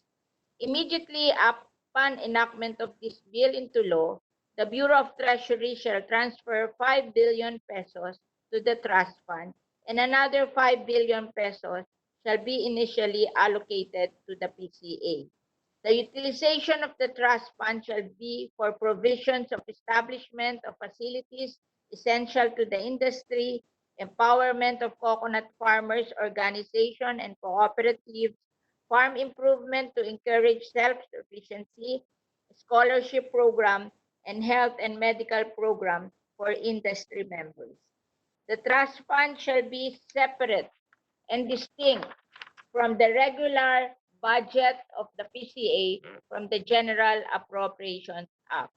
Towards this end, the PCA, as the implementing agency of this proposed law, is being strengthened with increased presence of government department secretaries in the board and the additional farmers' representation from Luzon, Visayas, and Mindanao. To ensure the judicious use of the fund, the bill also creates the Trust Fund Management Committee comprised of the representative from the Department of Finance, Department of Budget and Management, and Department of Justice. The DOF shall be designated as the fund manager. This proposed law is what the Supreme Court is looking for as the legislative authority of the fund disbursement once approved. The help to coconut industry is long overdue. It's about time that monies of our coconut farmer, which they rightfully own, should be flowed back to the coconut industry for the ultimate benefit not only of the 3.5 million coconut farmers, but of our entire coconut industry and the Philippine economy. Hence, the early approval of this bill is earnestly sought. Thank you very much, Mr. President, and my colleague in the Senate. Majority Leader. Thank you, Mr. President. To all our colleagues to study the measure further and move to suspend consideration of the measure. Any objection? Hearing none, consideration of the measure suspended. Mr. President, I move for an additional reference of business. Additional reference of business, the Secretary will proceed. Second additional reference of business, committee reports. Committee report number 88, submitted jointly by the Committees on Health and Demography and Finance on House number 6218, introduced by Representative Bautista Bandigan et al., entitled An Act Renaming the Malita District Hospital in Barangay Poblacion, Municipality of Malita, Davao, Province of Davao Occidental, to Malita Women's and Children's Wellness Center, recommending its approval with amendments. Sponsor Senator Go. The calendar for ordinary business. Committee report number 89, submitted jointly by the Committees on Health and Demography and Finance on House number 6499, introduced by Representative Reyes et al., entitled An Act Increasing the Bed Capacity of the Quirino Memorial Medical Center in Quezon City, Metro Manila, from 500 beds to 1,000 beds, upgrading its professional health care services and facilities, authorizing the increase of its medical personnel complement and appropriating funds therefore, recommending its approval with amendments. Sponsor Senator Go. The calendar for ordinary business. Committee report number 90, submitted jointly by the Committees on Health and Demography and Finance number Senate number 1103, introduced by Senator Marcos, entitled An Act Increasing the Bed Capacity of the Cagayan Valley Medical Center in Tuguegarao City, Province of Cagayan, from 500 to 1,000 beds and appropriating funds therefore, recommending its approval with amendments, taking into consideration House number 6144, sponsor Senator Go. Calendar for ordinary business. Committee report number 91, submitted jointly by the Committees on Health and Demography and Finance and Senate number 143, introduced by Senator Villar, entitled An Act Increasing the Bed Capacity of the Las Piñas General Hospital and Satellite Trauma Center in Las Piñas City, Metro Manila, from 200 beds to 500 beds, upgrading its service facilities and professional health care services and appropriating funds therefore, recommending its approval with amendments, taking into consideration House number 6036, sponsor Senator Go. The calendar for ordinary business. Committee report number 92, submitted jointly by the Committees on Health and Demography and Finance on House number 6035, introduced by Representative Boronda, entitled An Act Increasing the Bed Capacity of Western Visayas Medical Center, Mandurriao, Iloilo City from 425 beds to 700 beds, upgrading its professional healthcare services and facilities, authorizing the increase of its medical personnel and appropriating funds, therefore, recommending its approval with amendment, sponsor Senator Go. Calendar of ordinary business.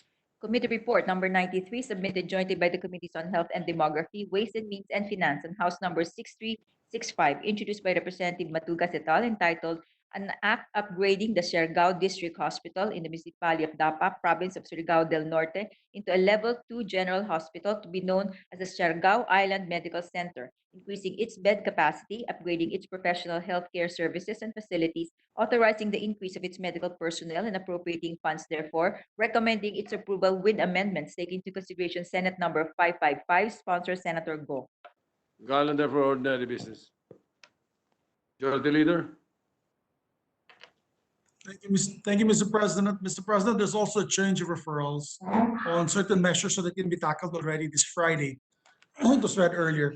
Mr. President, upon conferring with the concerned committee chairpersons with the consent of the body, I move to transfer to the Committee on from the Committee of Economic Affairs to the Committee on Finances Primary Committee the following Senate bills: Senate Bills 1431, Senate Bill 1474, and Senate Bill number 1542. I so move, Mr. President. Any objection? Hearing none. Referrals are changed. These are the measures on the economic stimulus package, so which are going to be tackled already by the Committee on Finance on Friday. And Mr. President, I move with the consent of the body, I move to transfer to refer secondarily to the Committee on Economic Affairs, Senate Bill number 1414, Senator 1417, and Senate Bill number 1449. I so move, Mr. President. Any objection? Hearing none. Motion's approved. Thank you, Mr. President. And with that, if the sponsor of the Committee on Health is ready, we can tackle the bills on Committee on Health. Mr. President, I move to transfer from the calendar of order, if with the permission, I just ask the sponsor, Mr. Senator, Mr. President. Mr. President, just to ask the sponsor, to Senator Bongo, are all these measures increasing bed capacities of hospitals, all the measures? Yes, Senator Subi. Mr. President. Thank you, Mr. President. Meron rin pong renaming of hospitals. Okay, so I will just leave out the renaming. Oh, no, okay. I will move to consider altogether. Mr. President, I move to transfer from the calendar of ordinary business to special orders House Bill number 2444, Senate Bill number. May I just also ask for the record, Mr. President, that the Senate Bill numbers 1103, Mr. President, and Senate Bill number 143 have already approved House versions sent to the Senate or transmitted to the Senate. Yes, Mr. President, yes. So approved na po ito, Mr. President, sa House. Yes, Mr. President. Transmitted to the President. Okay. So therefore, let me repeat my motion, Mr. President. I move to transfer the calendar of ordinary business to special orders House Bill number 2444, Senate Bill number 1103, Senate Bill number 143, House Bill number 6365, House Bill number 6499, House Bill number 6035, and House Bill number 6218. I so move. Mr. President, may we recognize, before we act on the motion, may we recognize our minority floor leader? Yes. Perhaps the minority leader is going to Yes, ask. Mr. President, can you hear me? Yeah, Mr. President, is my mute on? Yes, No, you're on. You're on. We can hear you. Go ahead. I just want to know whether if all these bills, as asked earlier by the majority leader, do they refer to increase in the bed capacity, that it can be sponsored or as bonds pertaining to the same subject? I see here that not everything would be, and I do not know whether or not this would all refer to increase in hospital beds. My plan, Mr. President, is really to first transfer them from the calendar of ordinary business to special order. Then we'll be taking the topics that are similar to each other, Mr. President. Thank you, Mr. President. Thank you. But So then I again, move to- if pursue my there are motions. House bills connected to Senate Bill 1103 and 143, why are we not tackling it? We Maybe always ask the sponsor. tackle Maybe ask the House sponsor. bill and take into consideration the Senate bill. But in the case of these two Senate bills, there is no House bill indicated. May we request the sponsor, Mr. President, to explain the statement? These are House bills with the counterpart Senate bills, Mr. President. We reported out the Senate bills taking into consideration of the House bills. All right. I noticed that in the lower portion of the agenda, it says here, like for example, let's take the example of Senate Bill 1103, introduced by Senator Marcos, and taking into consideration House Bill 6144. The practice is reversed. Should be the House bill and taking into consideration the Senate bill. What do you say, Majority Leader? Yes, I believe the title of the measure, the committee reports are probably placed wrongly, Mr. President. Maybe we can correct it during the period of amendments. Senator Dillon is raising his hand, Mr. President. It's recognized. Mr. Majority Leader, I agree with the Senate President. What should be in our calendar is the House bill, because this is a local bill, and this is what comes to us for approval. Now, in the process of approving, we take into consideration the Senate bill. But I may be wrong, but the way I see your agenda, we are putting in the calendar and debating on the Senate Bill 1103, taking into account House Bill number 6144 and Senate Bill 143, taking into consideration House Bill 6036. It is our respectful submission, Mr. President, that this is not correct, because otherwise it can be questioned because the origination clause, these are local bills and it should emanate from the House, and therefore what we should consider are the House bills, but taking into account the corresponding Senate bills that were filed as viewed by the Senate President. Correct. Mr. President, I was just told by my staff that they have corresponding House bills. Why it's probably the committee report that should have been indicated, in the committee report, that the House bill should be first and taking in consideration the Senate bill. Without Mr. President, maybe we can suspend the transfer of Senate Bill number 1103 and 143 and just tackle the House bills aforementioned, Mr. President. So Yes. can I just amend my motion, Mr. President? All right. While the committee chairperson could correct the title of these measures.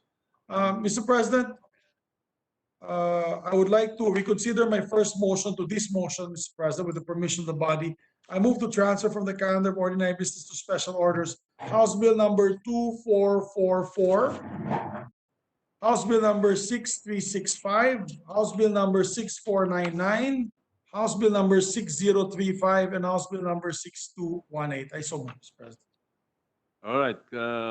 President, Amending Mr. the President. previous motion of the Majority Leader. Any objection? Hearing none. Motion is approved. Mr. Mr. President, President, I believe Senator Villar would like to be Senator recognized. Cesar Villar is recognized. we have one House bill here, the House Bill 3314, which is supported by Senate Bill 143. The 3314 House Bill has been approved by the House and it went to the Senate. And the counterpart Senate bill is my bill, Senate Bill number 143. Yes, I agree, Mr. President, but we have to, if our colleagues insist that the heading should be the House bill, taking in that's consideration. The But, problem is, a problem, Mr. President, is that if we don't tackle it today, it will not be able to be passed on. Well, we have a rule anyway today that it's not us. We have to sponsor this after sponsorship, or it's a one-day rule before we tackle it for second reading. So maybe what we can do is amend the title of the committee report. We can sponsor this on Monday next week and probably approve it on second reading before we suspend session. I mean adjourn session for synergy. Yes, and unless the body so desires, we can extend until June 4, Yes, Mr. President. if you so desire. But the, Yes, Mr. the President. employees in the Senate are not nodding their heads. So, Mr. President, Mr. President, we are a sponsor of the bill and it is from our city, so we would want it to be passed by June 4 if necessary. Then the proper procedure then is to withdraw the committee report. yes.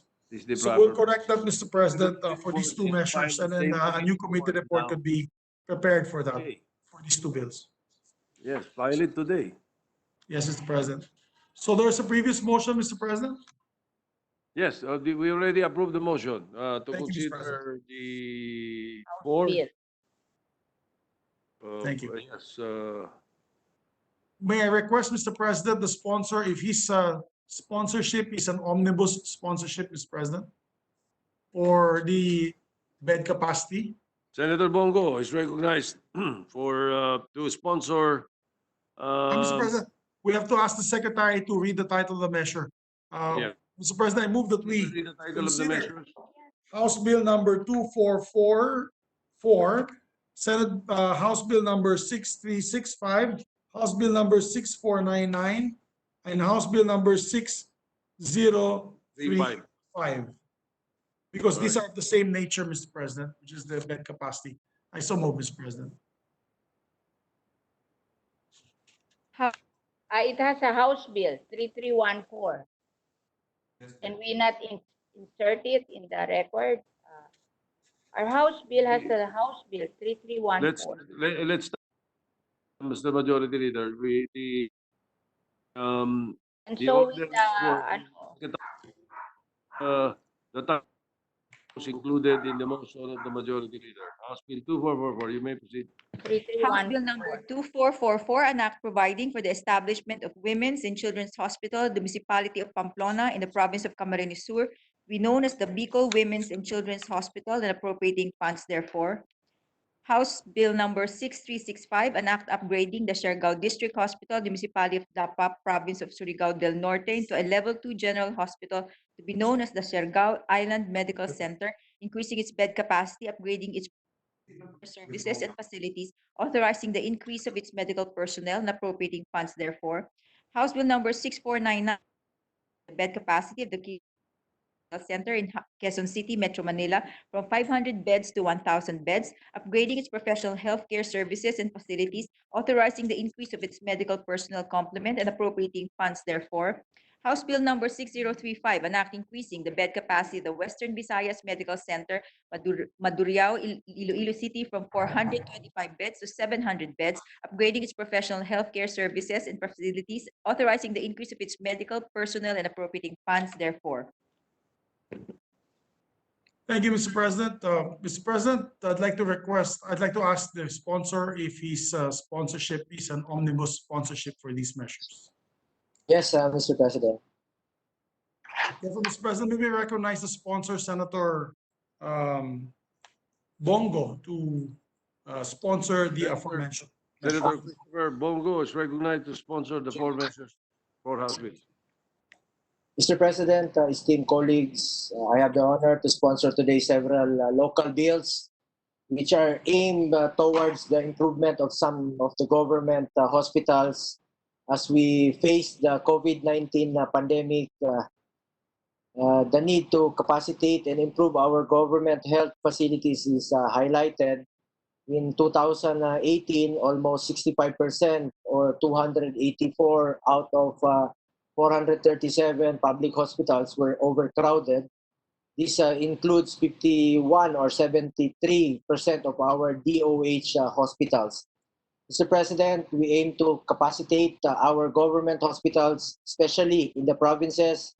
This is also in line with the Balik Provincia initiative of the government. One of the main reasons for migrating in Metro Manila is the lack of health facilities in the rural areas. Most of the modernized and specialty care hospitals are located in Metro Manila.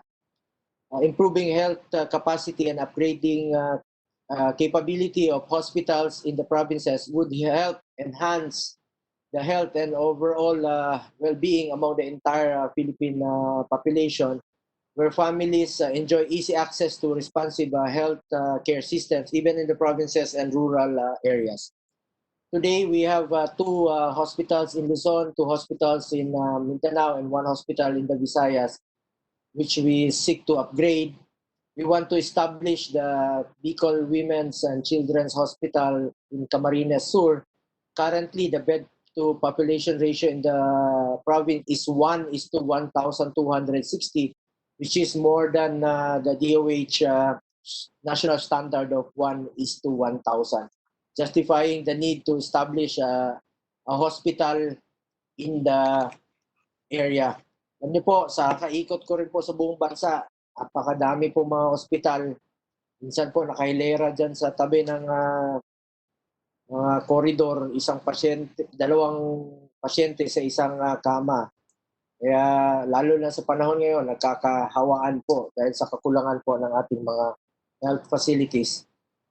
Next, we seek to increase the bed capacity of the Quirino Memorial Medical Center or QMMC from 500 beds to 1,000 beds. QMMC has an average bed capacity of 268% from 2015 to 2017. This means it operates more than twice its capacity, hence the urgent need for an upgrade. In the Visayas, Mr. President, we aim to increase the bed capacity of the Western Visayas Medical Center from 425 beds to 700 beds. From 2018 to 2019, WVMC registered an average bed capacity rate of 150%, which is extremely above the national standard. Moreover, the Universal Healthcare Act, UHC, requires the establishment of province-wide health systems, which consists of accredited health facilities and functional referral systems. In line with this, the DOH envisions WVAMC to be an apex hospital in Western Visayas. For Mindanao, first we have the upgrading of the Siargao District Hospital into a level 2 general hospital to be known as the Siargao Island Medical Center. At present, Siargao Island has only 5 district hospitals, out of which only 2 hospitals, including Siargao Hospital, are licensed by the Department of Health. The health facilities in the island have limited capabilities and are not capable of providing basic services. Some patients are transported to mainland cities, even as far as Cebu or even in Davao. Malayo po itong Surigao sa Davao to seek medical care. Witness po ako dyan dahil maraming lumalapit rin po sa amin dun sa Davao, humihingi ng tulong. Nasa City Hall pa po ang ating presidente. Thus, we seek to upgrade the Siargao District Hospital. Lastly, we are upgrading the Malita District Hospital in Davao Occidental to the Malita Women's and Children's Wellness Center, which shall provide specialty healthcare services on prenatal, postnatal, and neonatal care, lactation programs, children's immunization, and other women and pediatric care. This will address its high bed capacity rate of 235%. Mr. President, it is our duty as legislators to enact measures that would help address the lack of appropriate facilities and equipment in our government hospitals, most especially in these crucial times. It's for these reasons that I am seeking this chamber support for the immediate passage of these measures. Thank you, Mr. President. Majority Leader. Thank you, Mr. President. Mr. President, before we suspend to allow our colleagues to study the measure further, may we just make a recommendation to the chairman of the Committee on Health if he can withdraw the two other measures, which is Senate Bill number 1103 and Senate Bill number 143, to change the title of the committee report, file it immediately, and hopefully either today or on Monday, we can sponsor these two measures, Mr. President. Yes, Mr. President. Mr. President, before we suspend consideration, we would like to recognize Senator Drilon. Senator Drilon, you're on mute, sir. Just, we were not clear, Mr. President. Can we just enumerate the House bills which were just sponsored, just for our clarification? We have the Quirino Memorial Medical Center, the Western Visayas Medical Center, the Siargao District Hospital, the Malita District Hospital. Our note says 4. Are there more than 4, Mr. Majority Leader? We did not, we're still taking up the Malita because it's a change of name, Mr. President. So we're taking up the Malita now. So what was Yes. approved was how, not for yet. sponsorship was number in our agenda, number 2, House Bill number 2444, number 5, House Bill number 6365, number 6, House Bill number 6499, and House Bill number 7 in the agenda, House Bill number 6035. So that is the Municipality of Pamplona, Camarines Sur, the Surigao del Norte, the Siargao District Hospital, the Quezon Quirino Memorial Medical Center in Quezon City, as well as the Iloilo Western Visayas Medical Center in Mandurriao. We just sponsored, the sponsor just sponsored 4 to simplify the matter. Only Yes, 4. Mr. President. 2444, 3665, 6365, 6499, and 6035. Yes, sir. Mr. President, Senator Drilon is on mute, sir. Your statement is different from that of the Majority Leader. For purposes of our preparing for the interpellation, we want to know which hospitals were sponsored by the good sponsor. That's all that we want to know, Mr. President. Yes, the Majority Leader and I read the same, but the Majority Leader just mentioned a number in the agenda. It is not the same. So let me just enumerate, all right? Yes, House sir. Bill 2444, House Bill 6365, House Bill 6499, and House Bill 6035. The Mr. President, the Minority Floor Leaders on mute. Minority Leader. Naka-mute po kayo, sir. Dito front. Senator Drilon, you are on front. You are on mute. Sorry. There you go. No, I'm not on mute. I'm okay. Yeah, just for clarification, there were 4 bills sponsored: House Bill 2444, House Correct. Bill 6499, Oh, yes. 6035, House Bill 6365. Correct. 6035, that's correct. Yes. No, House Bill 6218 was that sponsored. Wala pa po, Mr. No. President. Okay, just to clarify. Thank you very much, Mr. President, Mr. Majority Leader. Thank you. Mr. President, Madam Cynthia, Senator Cynthia Villar would like to be Senator recognized. Villar is recognized. I just want to ask the sponsor to sponsor our bill with Senator Marcos. There is a corresponding House bill here. And can it be included today because it's just a change of title. And parang napahamak pa kami dahil may Senate counterpart when it should be the House bill that should be approved by the Senate. So may we request the sponsor to sponsor us today so we will not be delayed anymore. Mr. President, the Minority Floor Leader would like to be recognized, Mr. President. Our information is that the House bills were not routed. It was the Senate bills which were routed. Yeah, And but therefore- this is a House bill. It's a There is a mistake. House bill, but that There was is a not, House bill passed in the House, so it's a typographical error of presentation. Why should it be taken against our House bill? because the Constitution says that local bills must originate from the House. And when we put it up in the Senate, I have the floor, Mr. President. All right, go ahead, Senator Dillon. We're just trying to adhere to the proper procedure. The Constitution says local bills must originate from the House, and therefore, what we should consider in the Senate is the House bill Yeah. Right, which Mr. was passed. Now, I so want to explain. the committee report reports out the Senate bill.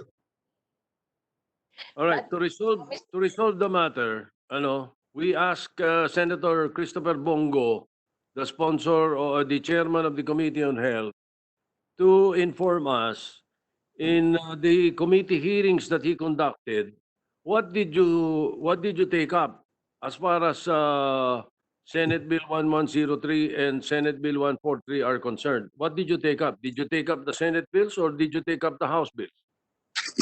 Senate bills, Mr. President.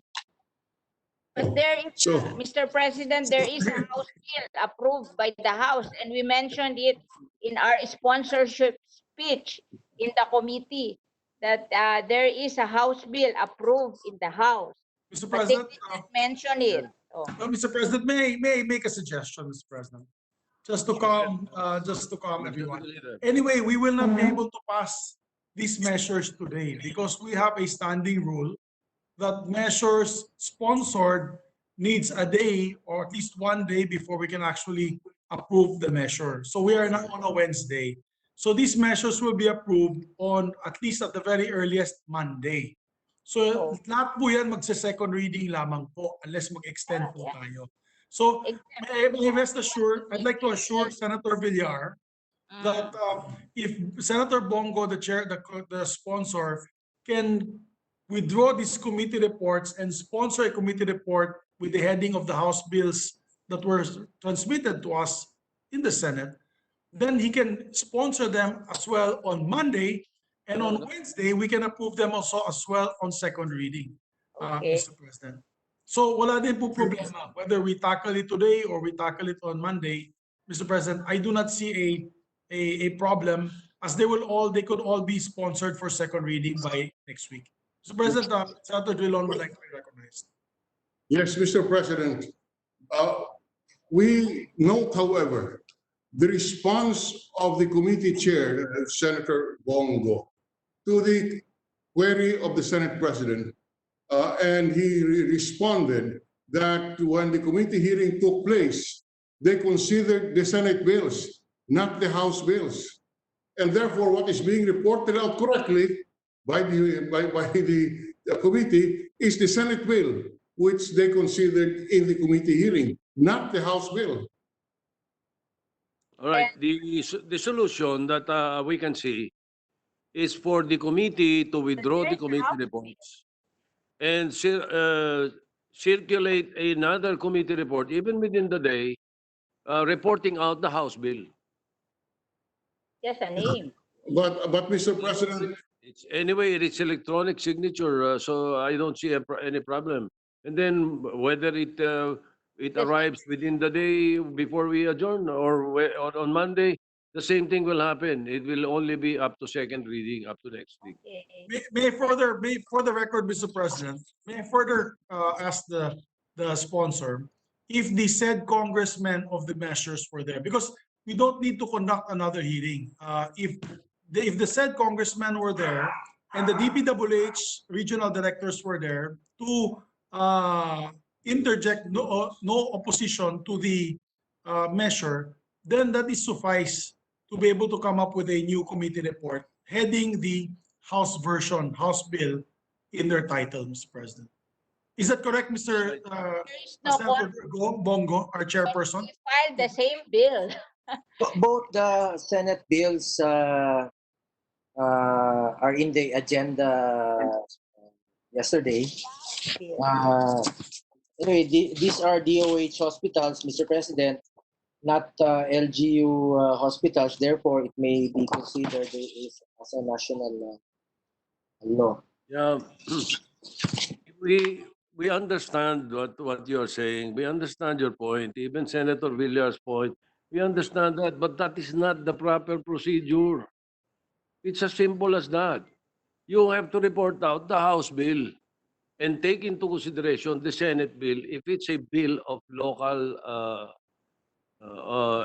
if it's a bill that emanates from the local or the House. That's the procedure. Nating tama yung Senate bill naman yan, pareho rin ang title. Yes, but that's not the proper procedure. We didn't So know that the, it's the like solution that I'm giving, I'm offering now is simply a piece of paper. All you have to do is withdraw the two committee reports, come up with another committee report, reporting out the House bill, and taking into consideration the two Senate bills, then we can take it up right away. Why can't we That's do correct, that? Mr. It's President. the proper procedure. Thank That's you very absolutely much. correct, Mr. Time. Why do we That's want to absolutely go correct. against the rules? No, don't want to go against the rule, Mr. President. We're just saying that when I sponsored the bill, I mentioned that there is a House bill. And the House bill and the Senate bill are the same because the House bill was authored by my daughter. I thought that it will be better if there is a Senate version. But if I could have known that it's better that there is only a House version, then I could not have authored the bill at all. No, it's Made okay to my have President, for the record, it is for the okay record, to Mr. have a President. Senate version. It Yes. is all right to have a Senate version. There's no problem with that. It's good that there is a Senate counterpart. But if it's a bill of local application, it has to be reported, the committee has to report out the House bill and take into consideration the Senate bill. It has always been done before, even in cityhood measures. And That's no I problem want to with that. speak for Senator Amy. I think there is a House bill also in Tutugigarao, and her version is the Senate bill. So there are two of us which had Correct. problems. Correct. Yes. So We know that. The ball now is in the hands of the chairman of the committee. Yes. Okay. And Mr. Okay. President, may we also, Mr. By the President, chairman of the committee. Mr. may we President, also, Mr. President, before I recognize Senator Bongo, Mr. President, we also should point that out to the COMSEC, the committee secretary. The committee secretary should know that. And I think the committee secretary should guide their Senate chairpersons. Senator Bongo is a neophyte, is a new Senate chairman. So it's the committee secretariat who should look out for their chairpersons. So that should be pointed out to the committee secretariat, Mr. President, the committee secretary handling the measure, because that is the correct procedure. It should be the House bill taking in consideration the Senate bill, because there's an origination clause from the Constitution, and all local bills must emanate from the House, lest it be questioned later on in the courts. May we recognize Senator Bongo, sir, Mr. President. Mr. President, we will withdraw the file and we will file a new committee report for Monday. At tama ka, Senator Zubiri.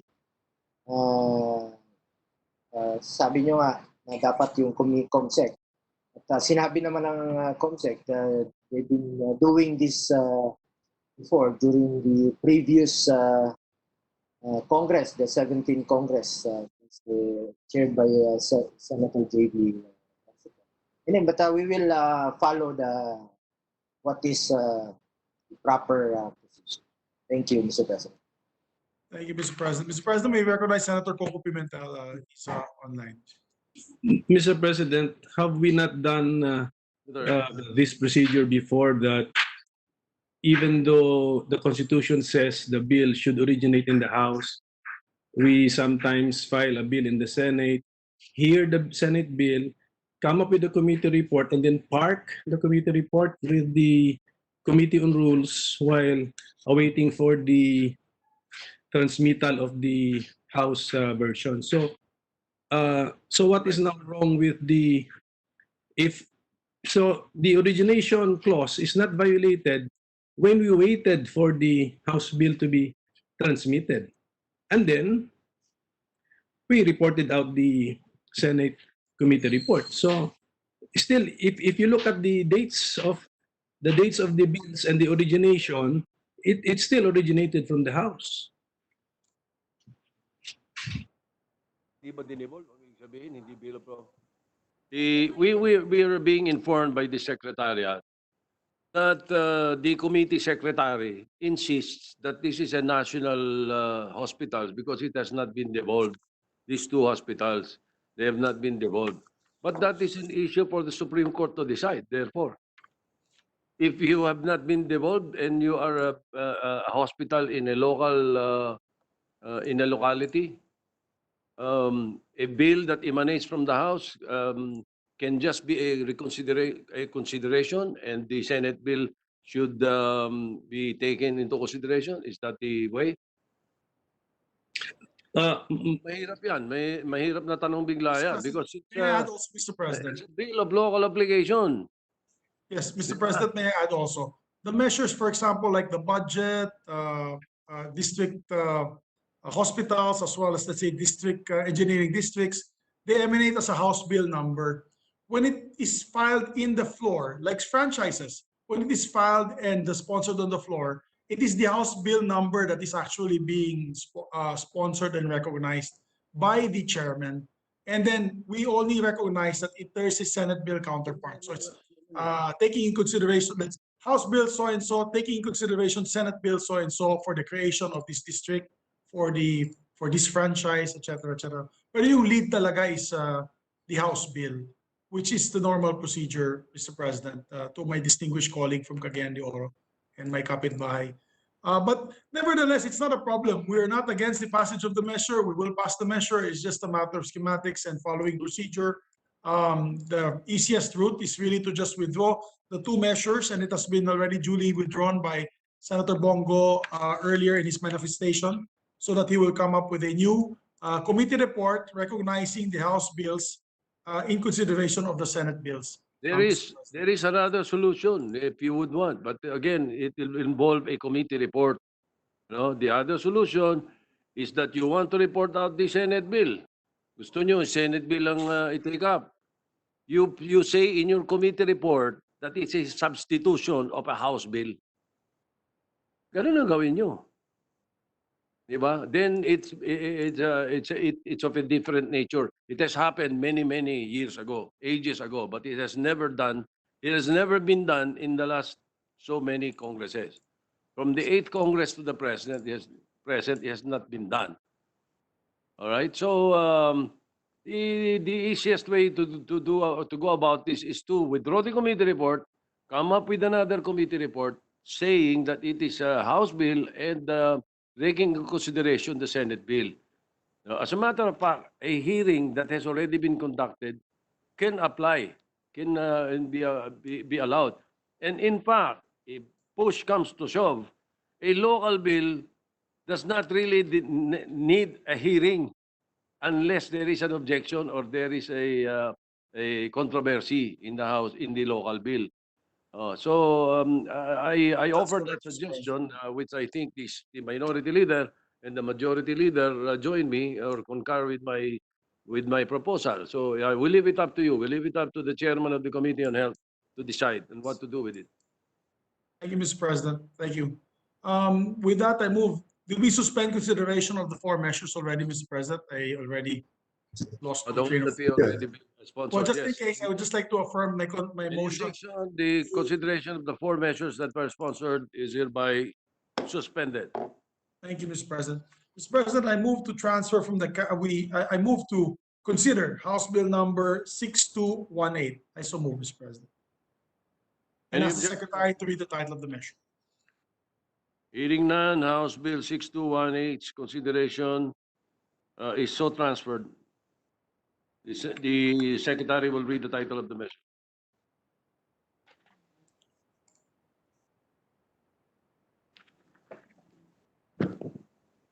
House Bill number 6218, an act renaming the Malita District Hospital in Barangay Poblacion, Municipality of Malita, Province of Davao Occidental into Malita Women's and Children's Wellness Center. Mr. President, before we recognize the sponsor, I believe Senator Drilon would like to be recognized. The minority leader is recognized, Senator Drilon.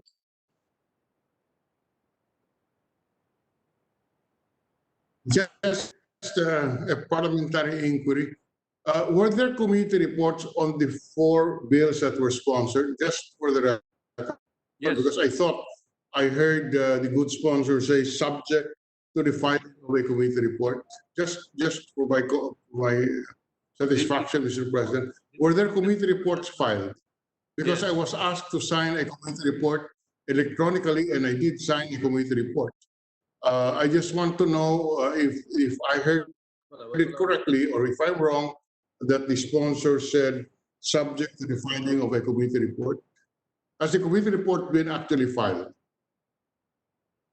House Bill 2444 has committee report number 68. House Bill 6365 does not have a committee report number. 93? Oh, 93. And then House Bill 6499, committee report number 89. And House Bill 6035 has committee report number 92. Minority Leader. Yes, Mr. President, to add, we cannot put this in the agenda without committee reports. We cannot place it on the agenda. Okay. In the absence of a committee report. Okay, thank you, sir. Thank you, Mr. President. Mr. President, we'd now like to recognize our distinguished chairperson of the Committee on Health, Senator Christopher Bongo, to sponsor House Bill number 6218. May I request that my sponsorship? May I request that my sponsorship speech for House Bill 6218 be inserted into the record? Mr. President, the Minority Floor Leader would like to. Minority Leader is recognized. Mr. President, we are on a virtual session. Can we not be favored with a sponsorship speech, because we cannot, we cannot see or read the committee report, which is just right into the record. If we want this to be expedited, we would request that the sponsorship be actually done since we are electronic session, and we cannot get hold of a copy of the sponsorship speech which we can read. Mr. President, the chairperson, Mr. President, maybe he has one available, Mr. President, and he just read it to the records. Mr. President, I'm ready. Once again, we are upgrading the Malita District Hospital in Davao Occidental to the Malita Women's and Children's Wellness Center, which shall provide specialty healthcare services on prenatal, postnatal, and neonatal care, lactation programs, children's immunization, other women and pediatric care. This will address its high bed occupancy rate at 235%. This will address the problem of its high bed occupancy rate of 235%. Thank you, Mr. President. Thank you, Mr. President. Mr. President, to allow our colleagues to study the measure, we move to suspending consideration of the same.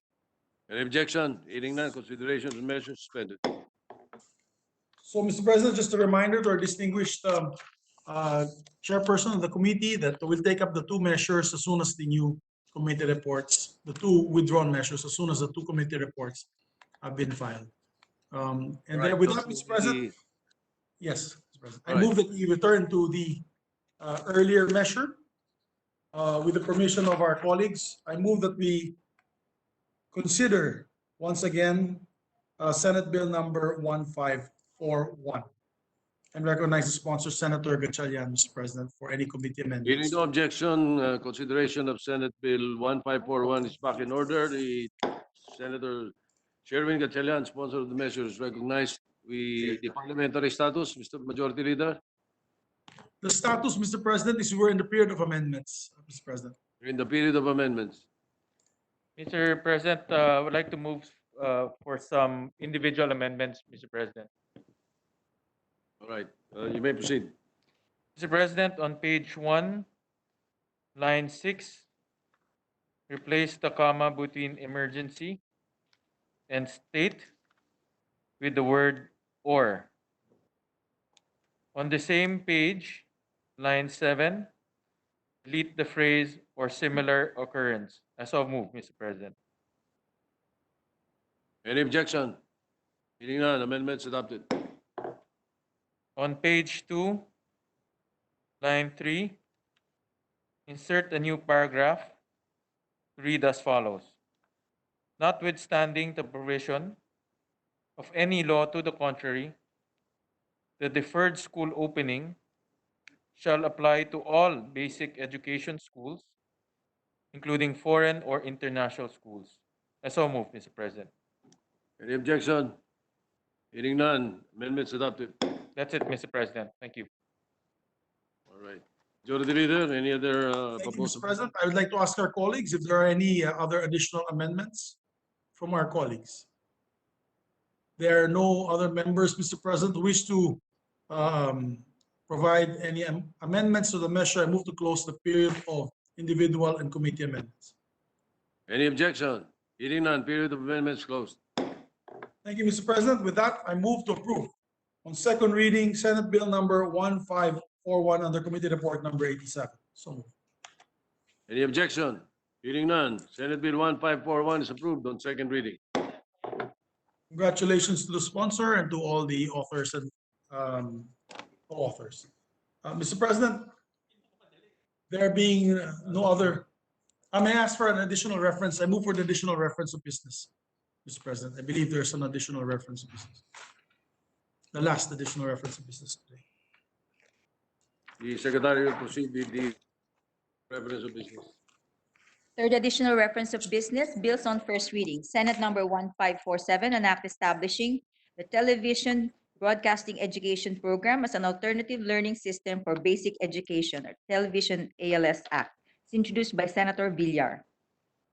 To the Committees on Basic Education, Public Services, and Finance. Senate number 1548, an act declaring January 16 of every year a special working holiday to be known as National Baptist Day, introduced by Senator Villar. Referred to Committee on Basic Education. Senate number 1549, an act creating the Regional Investment and Infrastructure Coordinating Hub of Central Luzon and for other purposes, introduced by Senator Gordon. Referred to Committees on Government Corporations and Economic Affairs, Ways and Means, and Finance. Senate number 1550, an act establishing a national high school in Barangay Masin, City of Ormoc, in the province of Leyte, to be known as Masin National High School and appropriating funds therefore, introduced by Senator Marcos. Referred to Committee on Rules. Senate number 1551, an act converting the Orani District Hospital, the municipality of Orani, province of Bataan, into a general hospital to be known as the Orani General Hospital, increasing its bed capacity from 50 to 200 beds and appropriating funds therefore, introduced by Senator Marcos. Committee on Rules. Senate number 1552, an act converting the President Ramon Magsaysay Provincial Hospital, the municipality of Iba, province of Zambales, into the Ramon Magsaysay Regional Medical Center, upgrading and modernizing its facilities, defining its powers and functions, appropriating funds therefore, and for other purposes, introduced by Senator Marcos. Committee on Rules. Senate number 1553, an act establishing a national high school at Barangay Flora in the municipality of Santo Domingo, Ilocos Sur, to be known as the Flora National High School and appropriating funds therefore, introduced by Senator Marcos. Committee on Rules. Senate number 1554, an act providing for the conversion of the Navigue Isabela Road going to Dilasag, Aurora into a national road and appropriating funds therefore, introduced by Senator Marcos. Committee on Rules. Senate number 1555, an act establishing a Technical Education and Skills Development Authority Tester Training and Assessment Center in Balanga City of Province of Bataan to be known as the Balanga City Tester Training and Assessment Center and appropriating funds therefore, introduced by Senator Marcos. To the Committees on Higher Education and Finance. Senate number 1556, an act establishing a national high school in Barangay Macabug City of Ormoc in the province of Leyte to be known as Macabug National High School and appropriating funds therefore, introduced by Senator Marcos. To the Committee on Rules. Senate Number 1557, an act providing for the establishment of the Technical Education and Skills Development Authority TESDA Training and Accreditation Center, in the municipality of Naval to be known as the TESDA Naval Training Center and appropriating funds therefore, introduced by Senator Marcos. To the Committees on Higher Education and Finance. Senate Number 1558, an act establishing an economic stimulus strategy for the country's growth and development in the aftermath of COVID-19 and providing funds therefore, introduced by Senator Zubiri. To the Committees on Finance, Economic Affairs, and Ways and Means. Resolutions. PS Resolution Number 425, resolution directing the appropriate Senate committee to conduct an inquiry in aid of legislation into the real status of mass testing in the country, with the end in view of addressing issues that impede the progress of government response to COVID-19, introduced by Senator De Lima. The Committee on Health. PS Resolution Number 426, resolution directing the appropriate Senate committee to conduct an inquiry in aid of legislation into the reported issues and delays in the release of overseas Filipino workers OFWs from designated quarantine facilities as part of the ongoing program of the Philippine government seeking to repatriate and reunite them with their families amidst the global economic downturn and labor contractions brought upon by the COVID-19 pandemic, introduced by Senator De Lima. To the Committee on Labor. Majority Leader. Thank you, Mr. President. Mr. President, if there are no other matters be taken up by our colleagues, I move that we adjourn the session until 3 o'clock in the afternoon of Monday, June 1, 2020. I so move, Mr. President. Any objection? Hearing none. Session is adjourned until Monday, the 1st of June, 2020, and reminding Senator De La Rosa to be here present. Yes, Mr. President.